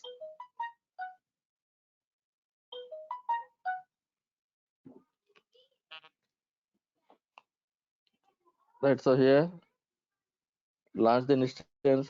So to launch means I require at least 3 servers. So what I'm going to do here is I will go for the Ubuntu missions. Ubuntu, select the OS, Ubuntu OS, T2 micro is fine. Click on the configuration details here. Here you can see an option of number of instances. So here 1 is there. I'm going to change it to 3. I required 3 servers. So now here, click on the review and launch. Click on the launch and select the key, launch. Now 3 servers are going to launch in the background. So choose any machine as a manager and any machine as a worker 1, and the other machine I'm going to choose as a worker 02. Right, why the machines are required? To maintain the high availability and scalability of the application. If you are placing everything in a single server, if the server is gone, that's it. Right? That is the reason we are going to have multiple servers orchestration. Right. So now here 3 servers I'm going to create here under the Docker Swarm. They are now can see there we can see here they are running. Now let's go to the security group 9. Right. So with the option of the instances, the count, so it is going to allocate only one security group of all the 3 servers. If you launch individually, then it's going to give a separate security group. Otherwise, it is going to give a same security group. So now go to the launch wizard 9. All are having a same security group. Click on inbound, add, and give all the traffic so that if any application, anything, if I launch on the containers, I can access from the outside. That's it. Now go for the installation process. Right. So now here, let's give the names to the servers so that you can refer with the names instead of referring with the IPs. Give the host names, right? So now to give a host name to a mission, a instance or a virtual mission, the file is host file. We are going to have a file called hosts file. The host file and the Ansible is nothing but the inventory file that is in the Ansible terminology. And here the host file is nothing but providing a host name to the missions in our Linux OS. So now where you are going to find the host file is nothing but under etc directory. We are going to see a file called, we are going to observe a file called hosts. This host files is nothing but you can provide a names to your missions, your virtual missions, nothing but our EC2 instances. Right, so now here I will go to my running instances and I will take the manager here, take the IP, and here whatever the manager I'm having, I'm going to change it. Then go to the worker 1, take the IP and give it. Go to the worker 2, just a name. I am providing a name to the mission, that's it. So now here going forward I will use the names instead of the IPs, right? So now this is the IP of a manager, and the name I am giving as a manager, worker 1, worker 2. So copy this content, then let's connect to the first mission, manager.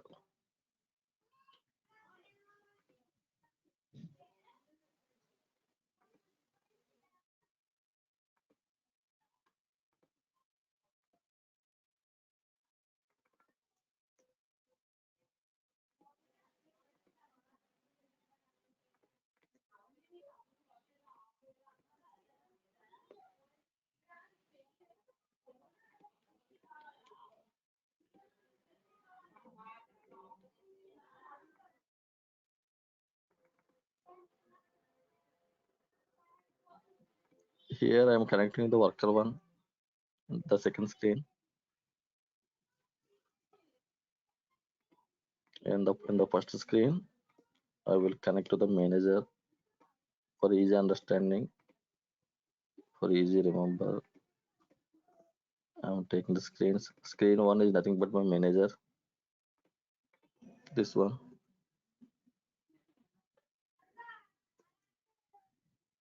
And the screen 2 is nothing but the worker 1. Now let's connect to the worker 2 also.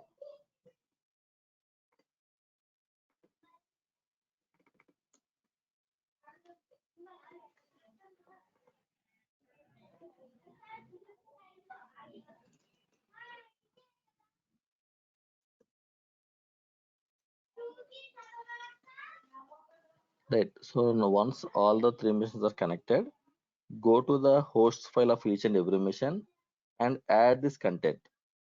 Right. So here let me go to the first mission, sudo I am going to change to root vi etc hosts is the file name. So in this file, just add the IP address. Sorry, I mean to say the content.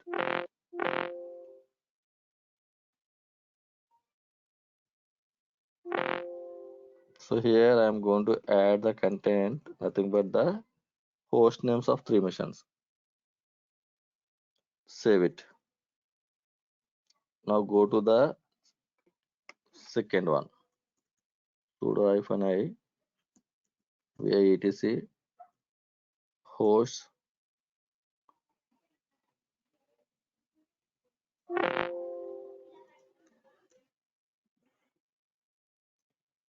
save this one and go to the last one, worker 2 vi etc hosts.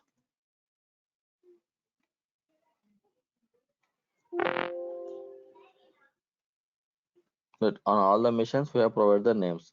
Now try to ping one and each other with the help of the names. Ping, I am the manager, worker 1, right? Responding. Right, means the host name is responding. Likewise, ping worker 2. Right. That means the communication between the servers now I can handle with the names instead of the IPs. So now here likewise, go to the worker 1, ping manager. Right. Manager is responding. Ping worker 2. This is also responding. And I will go to the worker 2, ping manager. Right, responding, and ping worker 1.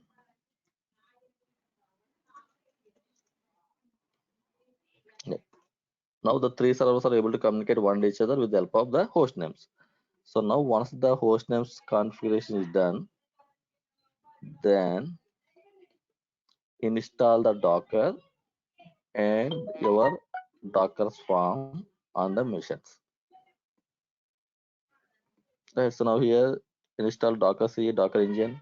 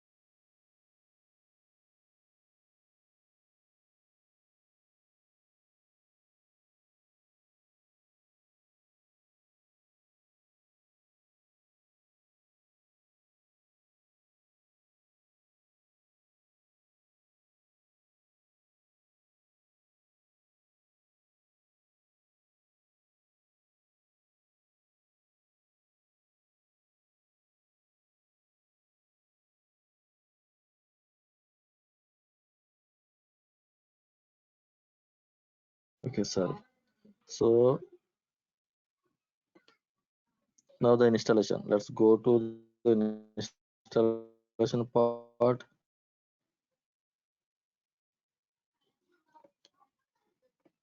Is install the Docker C in all the three machines. Copy, go to the first machine. I think they are gone.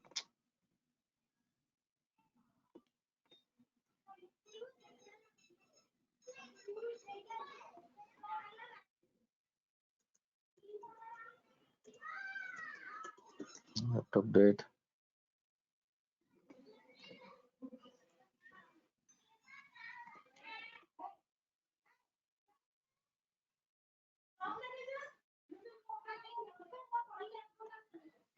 Right. So if you are trying to run the command straight away, sometimes it is right. So it is not going to say like it is installed or something. It's going to throw in some kind of errors. So you already not selecting something like that. In the Ubuntu side, first we need to update the packages first. So before installing anything, before downloading or installing anything, first update it, then go for the installation. Then it will take it. Then it will take it. That's likewise.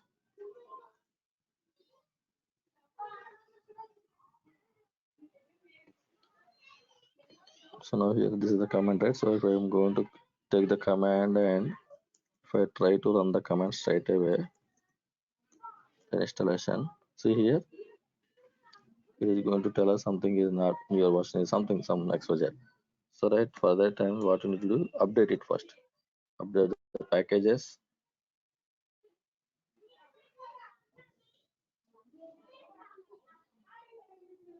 Then now run our installation. Now it will take.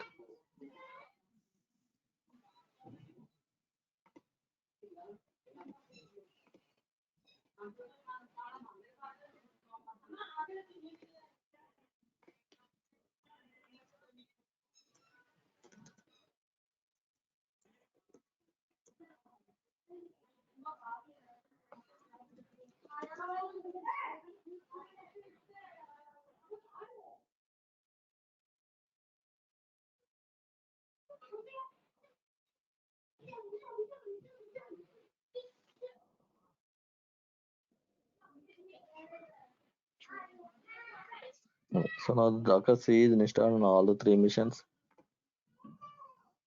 Now add the Docker key and the C Docker C repository of servers. So this is nothing but our SWAM setup.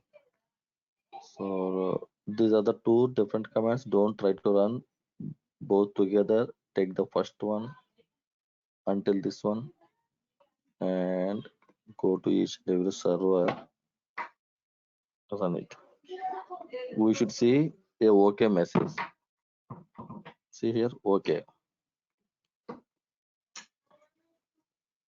Okay. Then take the next command.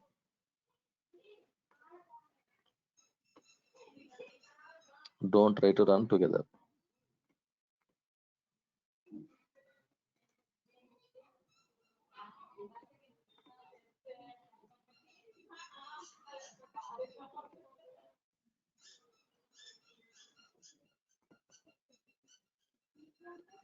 Then finally, once the package are installed, then install our Docker C. What are the required dependencies we are downloaded on the servers? Try to install the Docker C.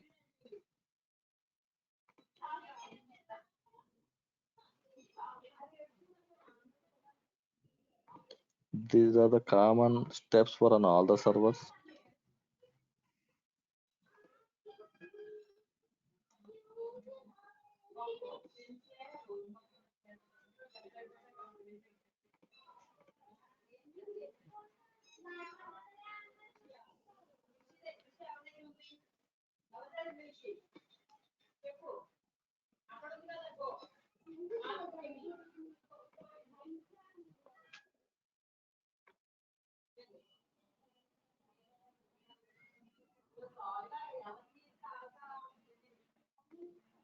Now start the Docker.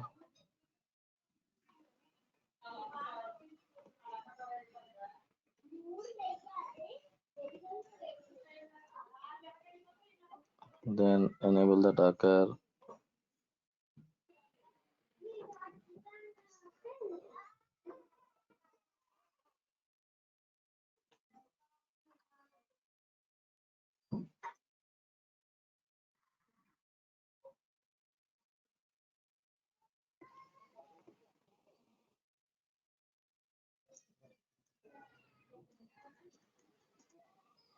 That's it. So now setup is done. Docker Swarm. Right. So now finally we are going to take a user. We are going to add the user so that we are going to use the user to maintain this our Docker Swarm. Here you will configure the Docker to run as a normal user or non-root user. So copy.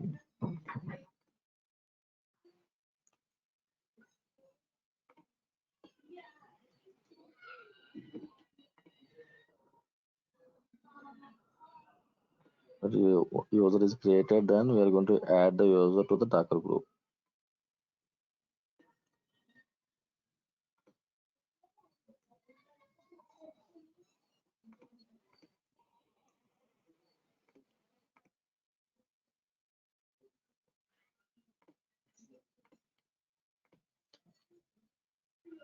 Right. So now just whether the user is able to run the Docker commands or not, right? To manage the Docker swarm, we require the permissions of the authentication. That's why I switch it to the Shankar. Now if I run Docker, run hello world. Right. So now yes, I have the access. The user, I means the user is having the access. Sufficient privileges to run the Docker commands. Just for confirmation. So now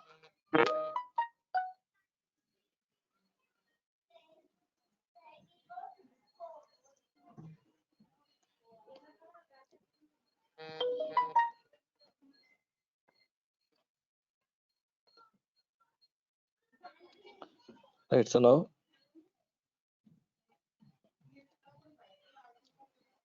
swarm setup. Right. So now the Docker swarm ecosystem is ready. Now we require to configure it. Right. Whatever the nodes we are having, they has to communicate one and each other in the form of worker and managers.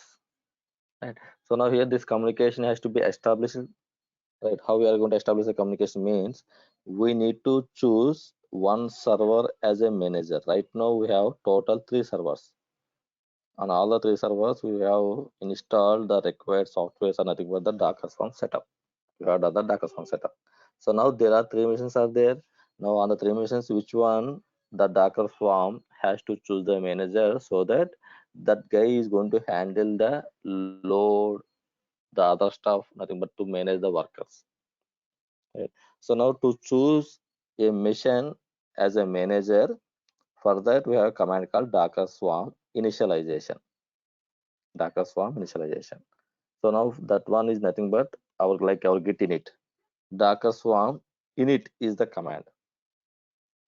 Docker Swarm init advertise address is nothing but the mission. Whatever the mission you have taken, you are going to choose the mission IP address. Now here I'm going to choose the manager. So now this is means I have given some name for identification. Now this mission IP I'm going to take. Then I'm going to allocate the IP here. So now the Docker Swarm will take the IP and the mission will be treated as a manager. Copy. This is the mission, the first one. So run the command. So now here you can see Swarm is initialized. Now the current node become as a manager. So now he is the principal, he is the manager, he is going to handle everything in the cluster. Right? Docker Swarm is nothing but a cluster. A cluster is nothing but a bunch of servers you are going to have. The servers we are going to maintain the orchestration. Right? So here who is going to maintain? The manager is going to maintain nothing but the one we have chosen, this guy. Right. So now here the manager has to know each and everything, like what the worker is doing, which worker is working, if something is happening with the worker, then this manager should not send load to the machine which is not working, which is failed, right? So the health state of the workers, every information will be captured by the manager, right? So how this manager is going to communicate with the workers? Means the worker has to be added or attached to the manager node, right? How we are going to add or attach, right? That's what the Docker Swarm join command. So now the Docker Swarm join command is nothing but adding the servers, the nodes to the manager, so that the manager will be taking care of the nodes, right? So simply what we need to do here is, whatever the command to add worker to the swarm, run the following command. Just copy the command from here to here. Copy and go to the nodes, whatever the nodes are there here, right? The two nodes, both are done.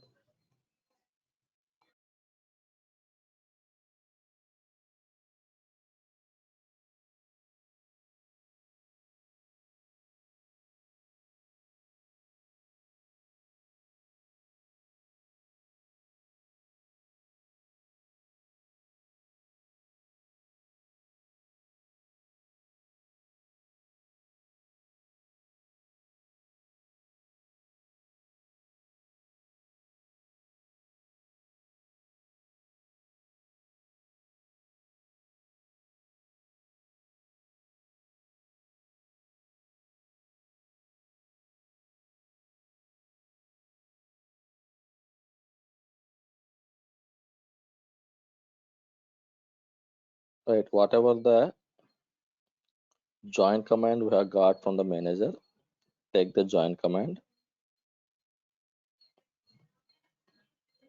and go to the nodes, paste it.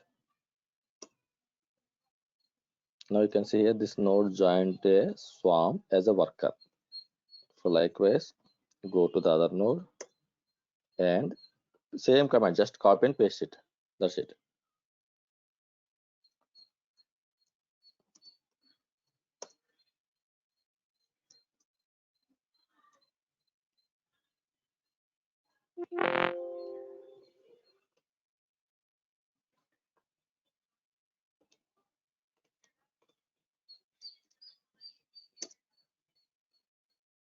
Right, so now here, now the manager is able to communicate with the workers. The communication between the manager and worker stuff is done. Giant token has been generated by the manager node. We need to add the worker one node to the cluster manager. The steps, the same thing. Now I want to see whether this manager is able to communicate the nodes or not. Right. So now to check the information about the manager with the workers, docker node ls is the command which you should run on the manager node, not on the worker nodes. Right. So this is the manager node. Now from the manager node, I have ran docker node ls command. So now you can see here there are three nodes, three servers information is displaying here. Out of the three, 58 is showing as a leader manager. These two are the slaves workers. Now the swarm setup is done. Now the servers are communicating one with each other in the form of manager and workers. Right. So now just pumping or deploying the code into the cluster, this swarm cluster, and see how the load is going to handle between the servers. Right. We'll see that one. So we'll take a small break here. We'll come back after 15 minutes. Right. Okay, Shankar. Yeah. Okay, Shankar. Thanks. Okay. Thank you.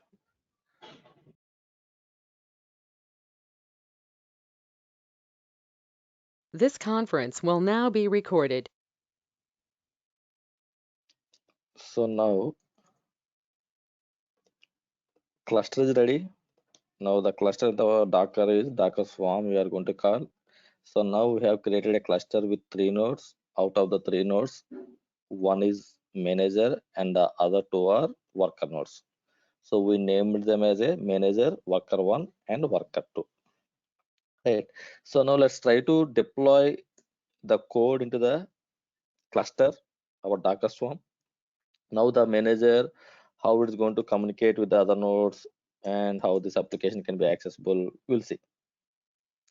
Right, so let me go to the slide. Right, so now here, service.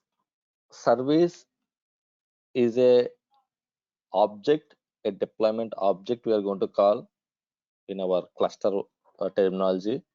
So now here, any application, that application means a code, like any code we are deploying into our cluster.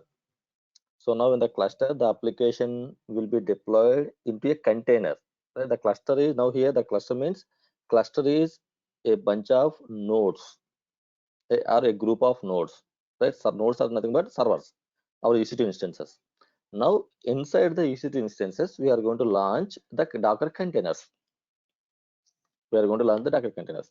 So now these Docker containers are going to handle our code, nothing but the application.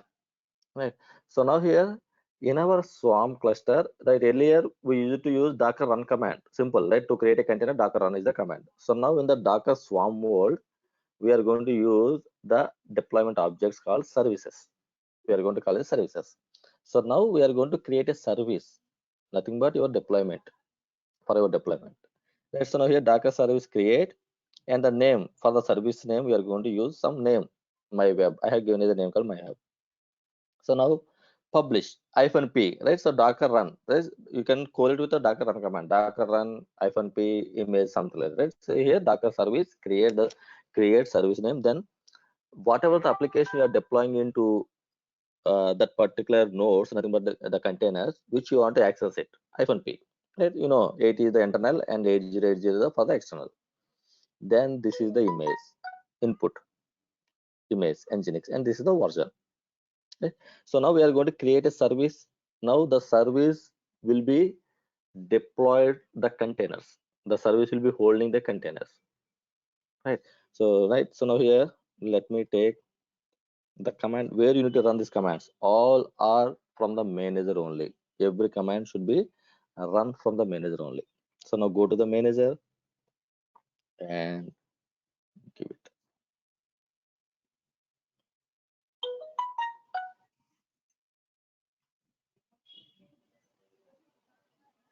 Right here you can say service is converged. Converged means service is created. Now Docker service ls. Now you can see my web is created replicas, nothing but the copies, right? So now here nginx, I would like to launch my web server nginx server I want to launch. So how many copies you want to launch means how many containers. Copies means the containers, how many containers you want to launch. As I said, high availability, right? So if a container is down, then you are going to lose the application, right?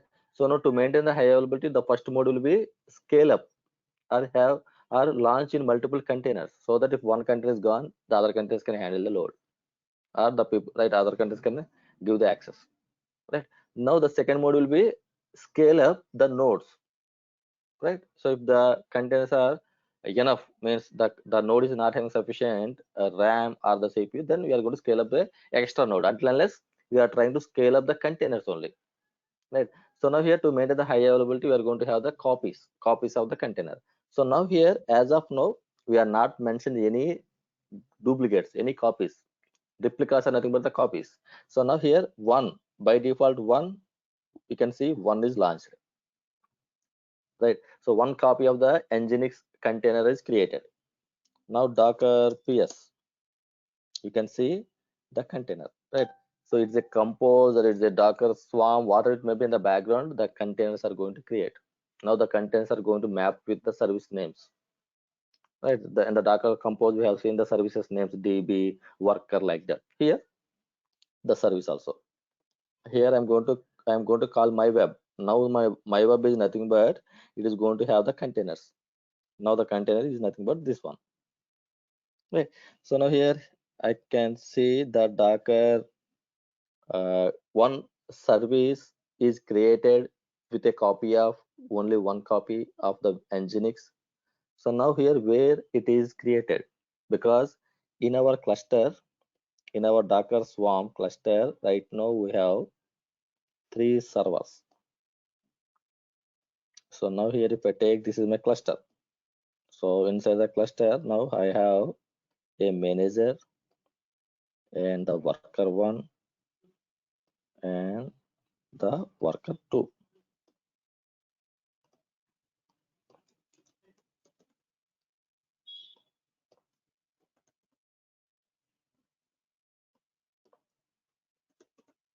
Now there are 3 nodes. Now here I ran the command of create Nginx service, Nginx container. So now where this container is created, either on the manager or on the worker or on the worker 2. Right? We don't know. We don't know where that is created. Let's see. Let's try to see. That's what trying to understand the architecture, the Docker Swarm. Right? So now here, Docker service ls. If you want to see the service information, you can use Docker service ls. Right? So now here, if you want to see the Docker container information, Docker service ps or Docker ps, anything is fine. Right? There you can see the container information. Now Docker ps is the one where you can find the, right, just to check the content. To check the content, these are the commands: service ls, service ps, my web, your web service information, and this is the content information. Right. So now here, let me go to the other nodes. Nothing but my worker 1 and my worker 2.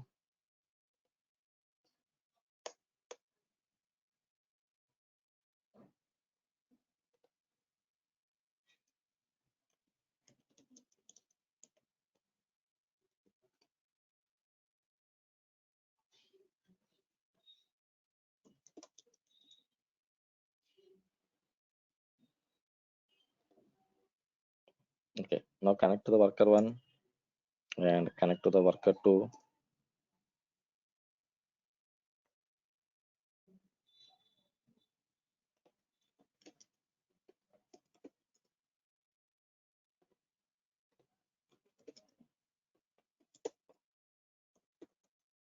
Right. So now here, I am trying to run Docker ps. I am trying to run Docker ps, and here on the manager, I'm trying to run Docker ps. Right. So now here you can see Docker service ls. Here it is saying like one copy of the Nginx is created. It is up and running. So this is the desired state. No, sorry, actual state, and this is the desired, like how many you want and how many launched. Right. I want 1 and 1 is launched here. Right. So 1 is up and running. So now here the one where it got created means on which mission the container is created. Right. So now here this is my manager. When I say Docker ps, I can see the container information. Means this replica, this one copy is created on the same mission, nothing but on the manager itself only. If I go to the Docker ps on the server, I don't see any containers. If I go to the worker node, I don't see any containers. Right? So now we don't bother about distributing the load. We don't need to bother about it. Our job is to, whatever you want to deploy, nothing but what kind of applications you want to deploy, just give the instruction to the cluster. The cluster will be taken care of on which node this code has need to be deployed. It will be taken care. Your cluster will be taken care. We don't need to tell like go and deploy on the worker 1, go and deploy on the worker 2. No, based on the health state, based on the availability of the nodes, based on the load on the node, the manager will be taken care of where this particular service has to be deployed. Your cluster will be taken care. We don't need to tell anything.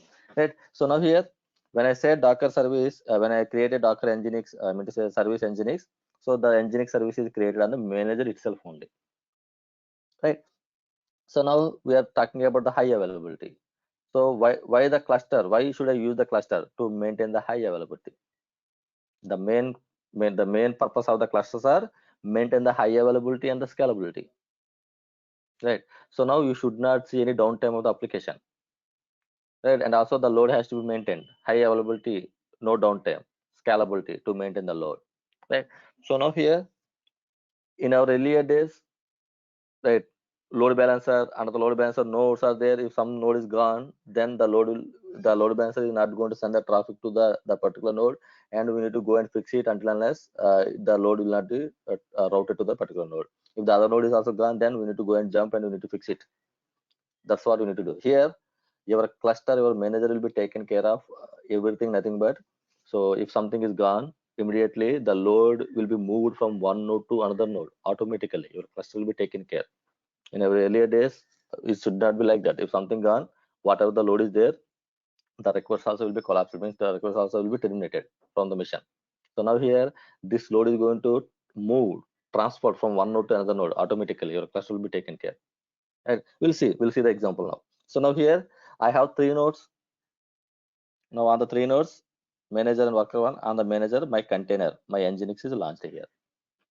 Right. So now to check the high availability, what I'm going to do here is, so wherever the container is running, wherever the application is running, that particular node I'm going to stop. I'm going to stop the particular node. So now here, if it is the case in our earlier days, before this orchestration, before this microservices, in our earlier case, so wherever the application is running, if the node is gone, then that's it. You are not going to access the application. You have to go and fix it. So now in this particular area, like this microservice world, these tools, particularly the tools, these orchestration tools are good enough to capable of this kind of situations. Now the situation is wherever the application is running, that node is gone, then your tool, your Docker Swarm, the tool means the Docker Swarm is going to move the load from here to whatever the nodes are active in the cluster. Like this is a cluster, this cluster is the combination of these nodes, the group of three nodes. So if something is failed, some node is failed, automatically your cluster will be take the load from the particular node and it will distribute to the other nodes. Let's see how it's going to happen. So now here I have my manager, and on the manager the container is running. On the other two nodes, the no container is running. That's what right now I have observed. So now what I'm going to do, I am going to stop the manager.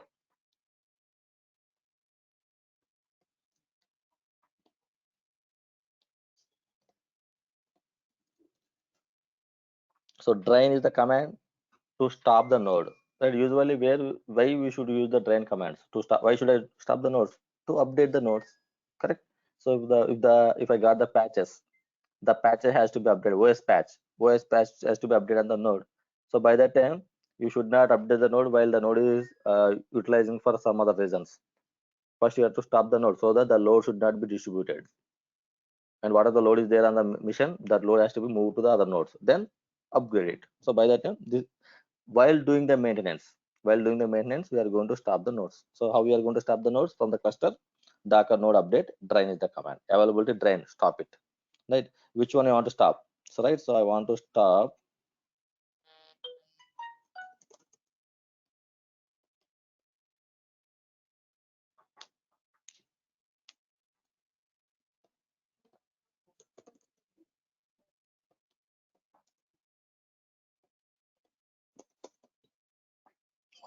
one second here.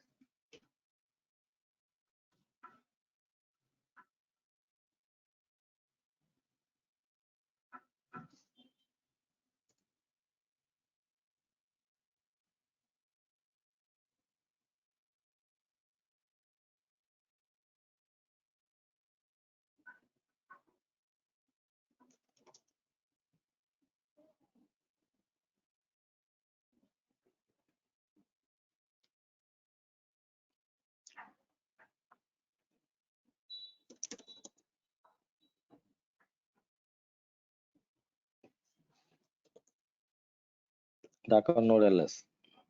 So now here, this is the guy manager. On the manager, the container is running. So I am going to take the host name, nothing but this IP. So here I am going to provide that IP. Now copy the command and run the command on the manager. Every command should be run from the manager only.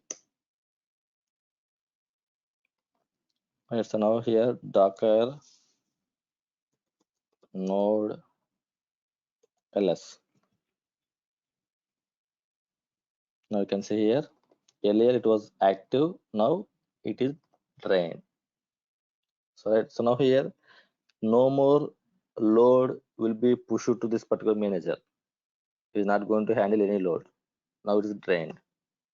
Okay. So now here, what about this container?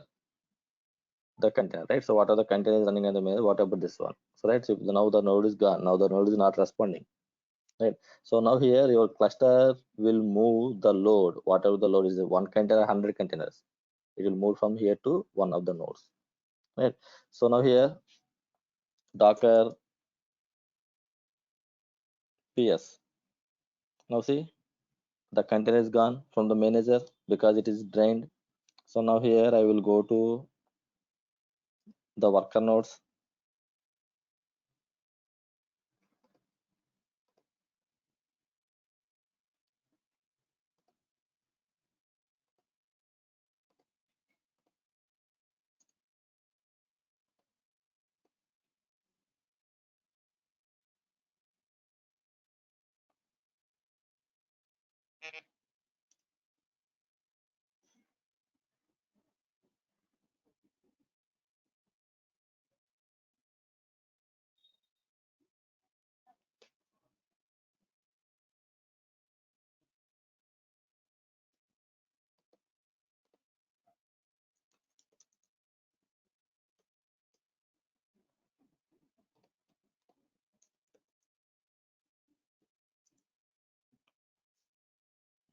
Right now this I am in the worker one Docker PS.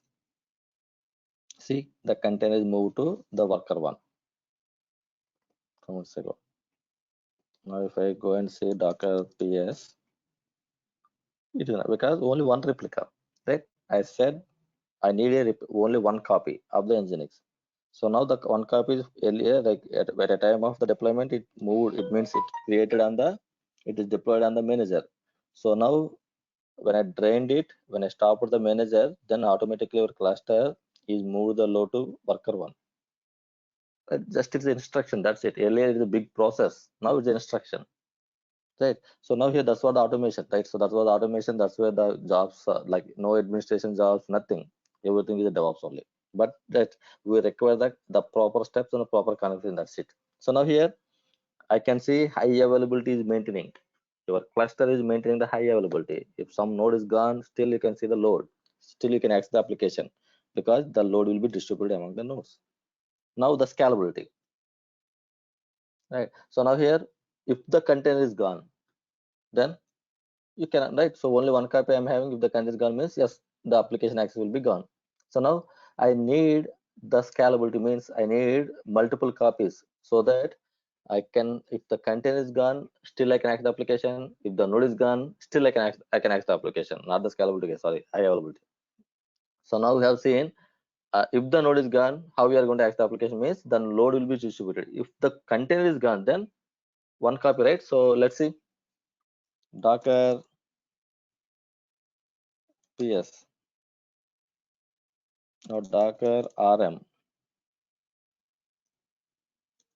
-AF. I am trying to remove this container.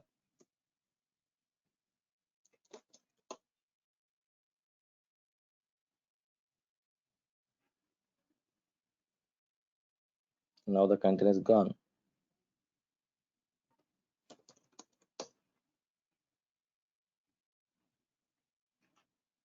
But I don't see any container here.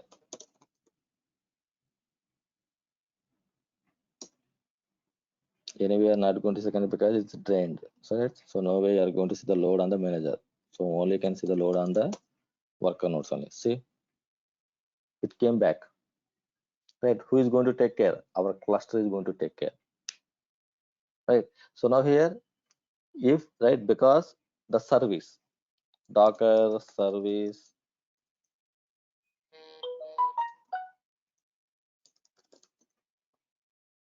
right? So we are not going to see the command output means I am running on the worker node. So every command should be run from the manager, Docker service ls. I said I required one. I required one at any case.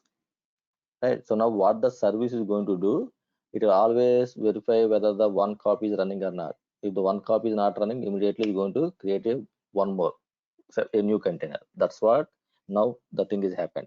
So when I remove the container, so now the service will verify whether the one copy is running or not. Now the replication means the containers will become 0. When it becomes 0, it is not matching the desired state. Desired state is 1. So immediately it's going to create a container. Right. So likewise, the clusters are going to take care of your application should be running high availability and scalability. High availability. Sorry, this high availability stuff. If the container is gone, it is going to create a container. If I set my count, my replicas, I need 3 replicas, automatically it's going to create 3 replicas. Automatically means always it is going to maintain the 3 replicas. If you delete the 3, it is going to create a 3. If you delete the 1, it is going to create one more, because the desired state should be 3 always. Right now my desired state is 1. That is the reason if I when I delete it, immediately it's going to create a 1 for me from the container side. So if the node is gone, automatically that will move to the other nodes, high availability. Now the scalability, right? So now one container is not enough to maintain the load. If there are 100 users are trying to have the application, now my container is not good enough to handle the load. So now what I need to do, I need to scale up. I need to scale up the pod so that the 100 users can be handled, right? So how we are going to scale up? Scalability. This is a command. Docker service scale, right? I want to scale my service. What is your service? My service is my web. I want to scale my service. So Docker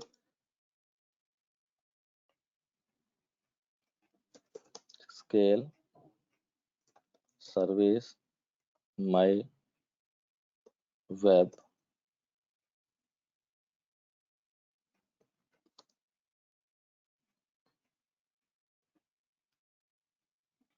equal to 10. Suppose I want 10 copies. Means 10 copies means 10 containers. I am looking for 10 containers. Now right now only one copy I'm having. So now I'm going to tell scale my service to 10. That's it. One command. Sorry, I did reverse. Just take one command to scale up your load. Oh, sorry, scale up your load in the sense scale up your servers. Now the servers are nothing but here containers.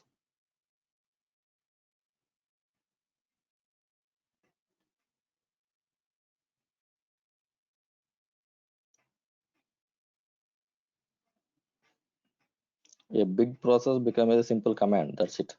So now here, now to scale my stuff, simply I'm going to use a single command, Docker service scale. That's it. So now here you can see out of 10, now out of 10, 10 are ready.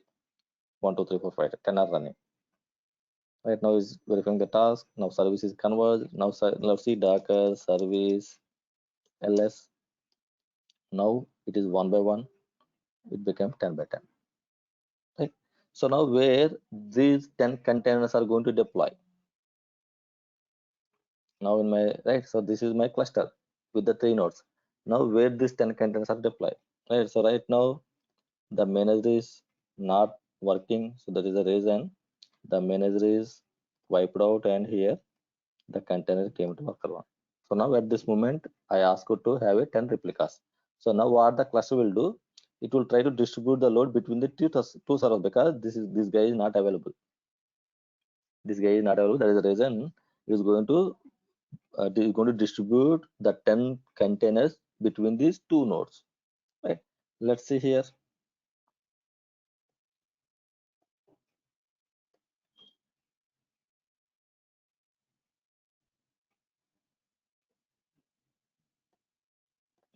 Docker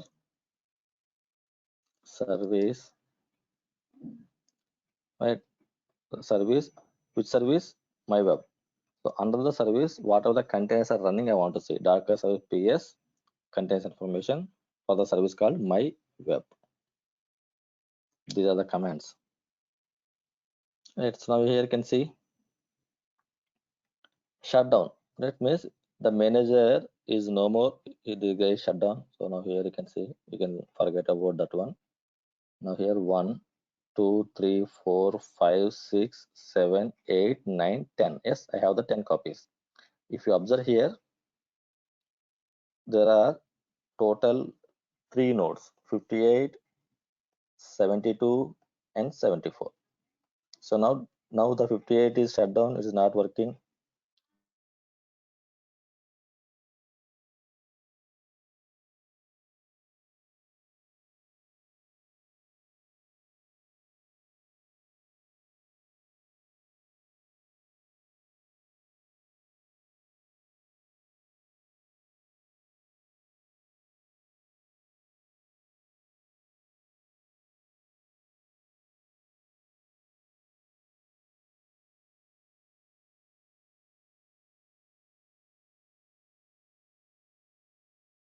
Shankar, we can't hear you.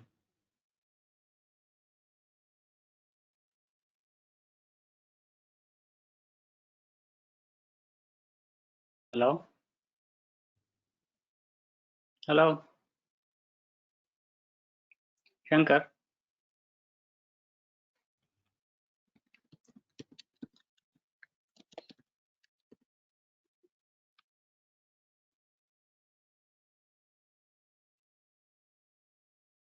Right, so let's connect to the worker 1 and let's connect to the worker 2.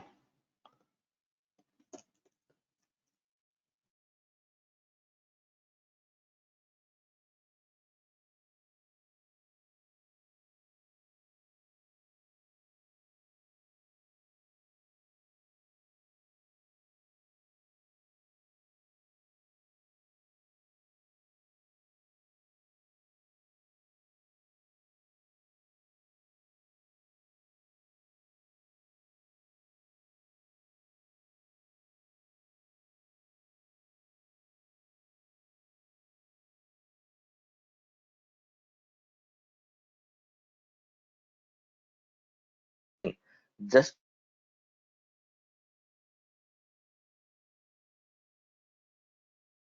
based on the instruction, your class will be taken care of the further actions, what to be taken care. Right. So now here, the manager right now is not active. So now what I am going to do here is, I am going to bring back the manager. I am going to bring back the manager so that now he will be ready to accept the load. Right. So now here to bring back the node,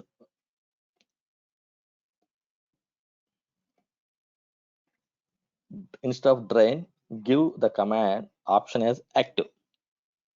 So now here this is the drain. So now I'm going to change it as active so that the node will be back. So copy and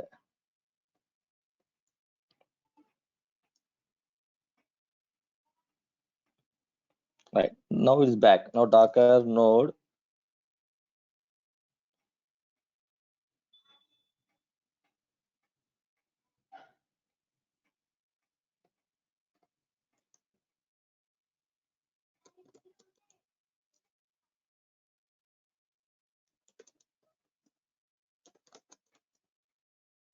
you can see 5 running on the each node. Docker nodes ls node ls. Now you can see it became active. Right. So now try to see Docker ps. Still I am not going to see any containers. Still the 10 containers are running on the worker 1 and worker 2, not distributed in the means. So whatever the existing load is there, it is not going to take the existing load. So whatever the new instructions are coming to the cluster, those will be passed to the manager. Right. So now at the time of the node is drained, by that time 10 containers are running the existing load. The 10 containers are distributed among the worker 1 and worker 2. So when the node become active, node means the manager become active, it is not going to take the existing load. It will take the new instructions, whatever the new instruction coming into the cluster, that will be taken to the manager, means that will be distributed to the manager also. Right. So now here to see that case, what I am going to do, so I am going to drain one of the node again. So now here I am not going to drain the manager, I am going to stop the worker one of the node. Right. So here I will give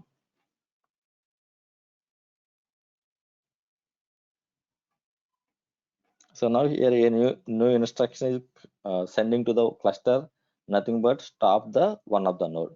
So now once the new instruction came to the cluster, now the manager already active, it will be take the instructions, means it will be distributed. The load, the capacity, whatever it may be, it is going to distribute the manager also. So now here I am going to stop one of the worker node 172. So now Docker node ls, it is drained. So now let's see Docker service ps my web, right? So now here see shutting down, shutting down, shutting down, shutting down, right? So whatever the containers, right running on the 172, those are stopping, right? So now here, because the node is the node is going to drain, is going to stop. So now here, whatever the load is there on the particular worker node, it will be moved to the availability node, right? So now the availability node is manager. Now the load will move to the whatever the manager, like the other node, nothing but the manager. So now here Docker ps, see now on the manager we can see the 5 containers are moved. Now the manager is ready to take the load. Yes, it has taken, right? So likewise the load will be moved among the nodes. The cluster, who is going to take care of cluster? The swarm is going to take care of this stuff. Always is going to check the health state of the nodes and the capacity of the nodes, and based on the capacity and health state, it is going to distribute the traffic and is going to distribute the load on the each and every node. We don't bother about it. That's what the maintenance part is gone. You don't bother about the maintenance. We need to bother about how to, what to send, what to deploy, and how much copies you want to maintain. The only the applications areas you need to focus, not the maintenance thing, right? So that's what the cluster, the advantage of the cluster. Now this is what the architecture in the background, how the architecture is built to maintain this high availability and scalability stuff, right? So this is like a simple examples, a simple use cases, right? So now here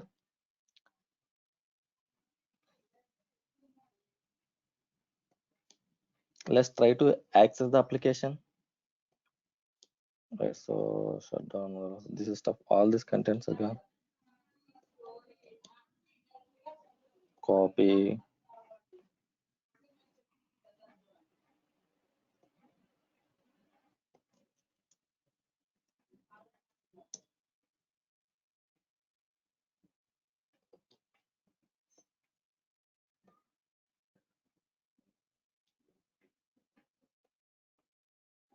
something is blocking.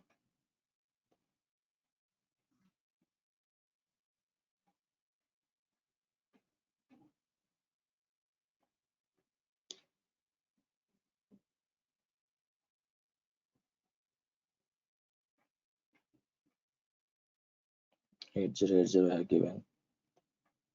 Yes, you can see Nginx is running on the node 112 manager. If I take the worker one,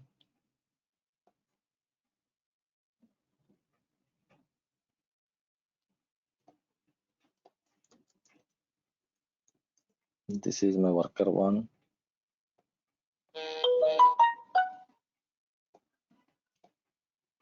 and this is my worker two.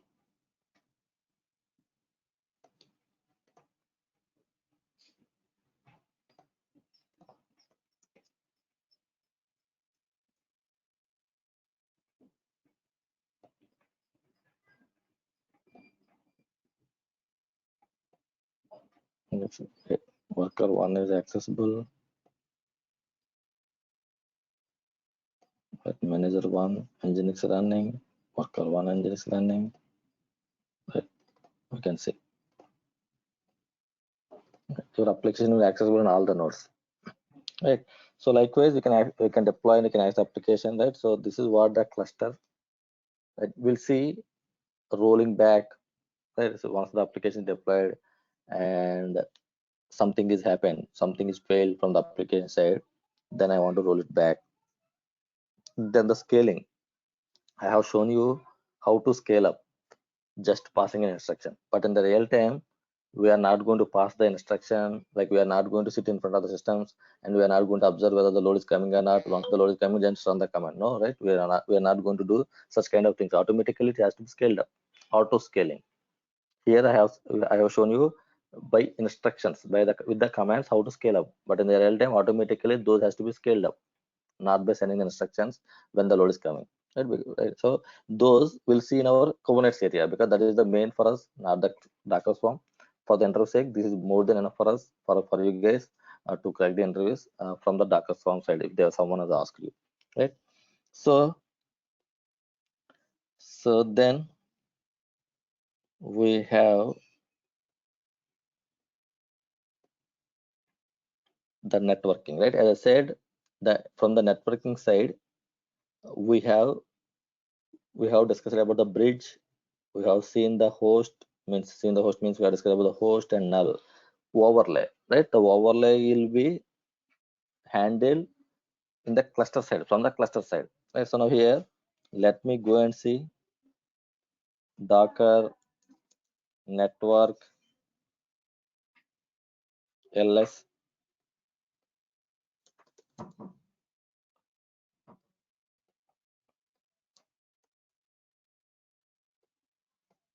Right? So now overlay network will be used for the clusters,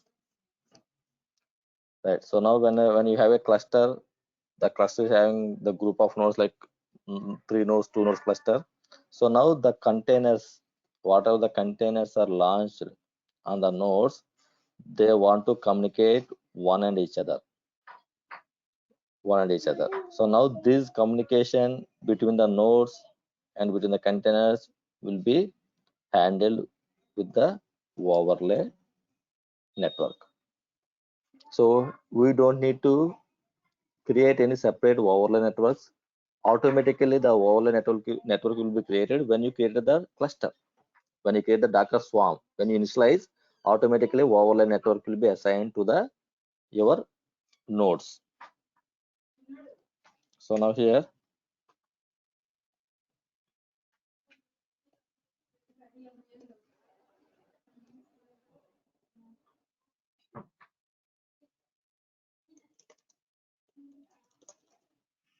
Docker network ls. See here, ingress.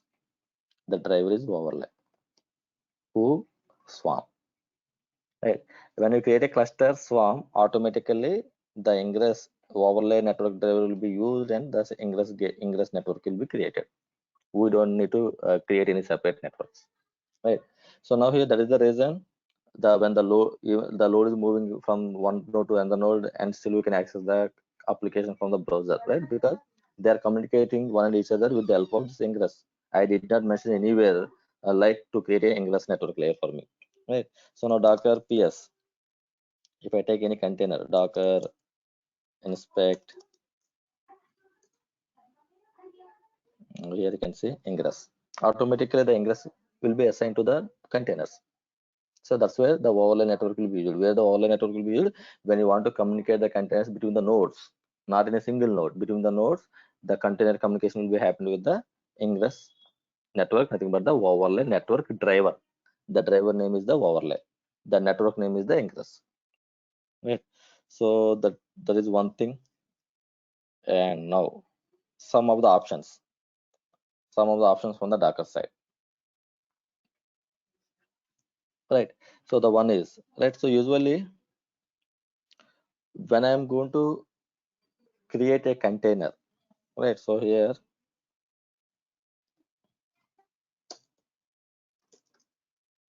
Docker PS, some containers are there, or else let me connect to the Docker node, or anything is fine. Okay, let's work on the same thing.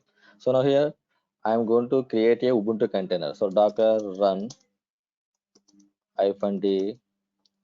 I think already Ubuntu image is downloaded on the Docker node. Let me connect to this node only.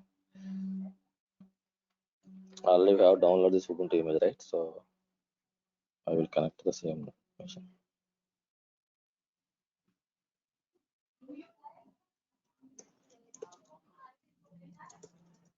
Okay, so now here Docker PS. We have already 4 containers are running, right? 1, 2, all are Ubuntu only, right? So now here all are Ubuntu only. So now here I want to install some new tools, right, for my project. Some tools are required. Those are not available on the default images, whatever available from the Docker Hub, right? The images wherever the images are there, nothing but the community Docker Hub. From that, I am not able to get the correct image which I required for my project. So for that, what I'm going to do, I will take a plain platform, a plain mission. On the mission, I am going to install whatever I want. So now here I will go to my Ubuntu container one, Docker execute -it Ubuntu container one and bin bash something, right? One of the container I'm going to connect. I have connected, then I'm going to update my container. Then first suppose I require the git, so what I will do, apt install git.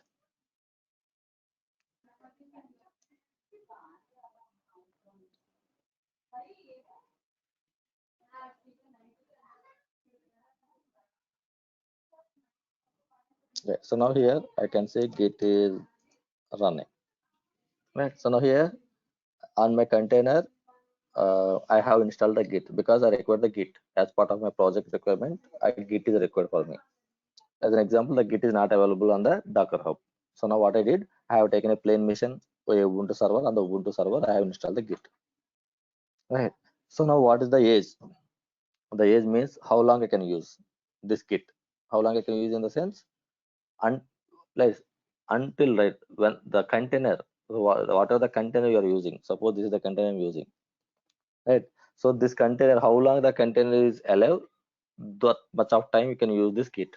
When the container is terminated, then you cannot use the git no more, right? So because the lifespan of the container is nothing but your usage, right?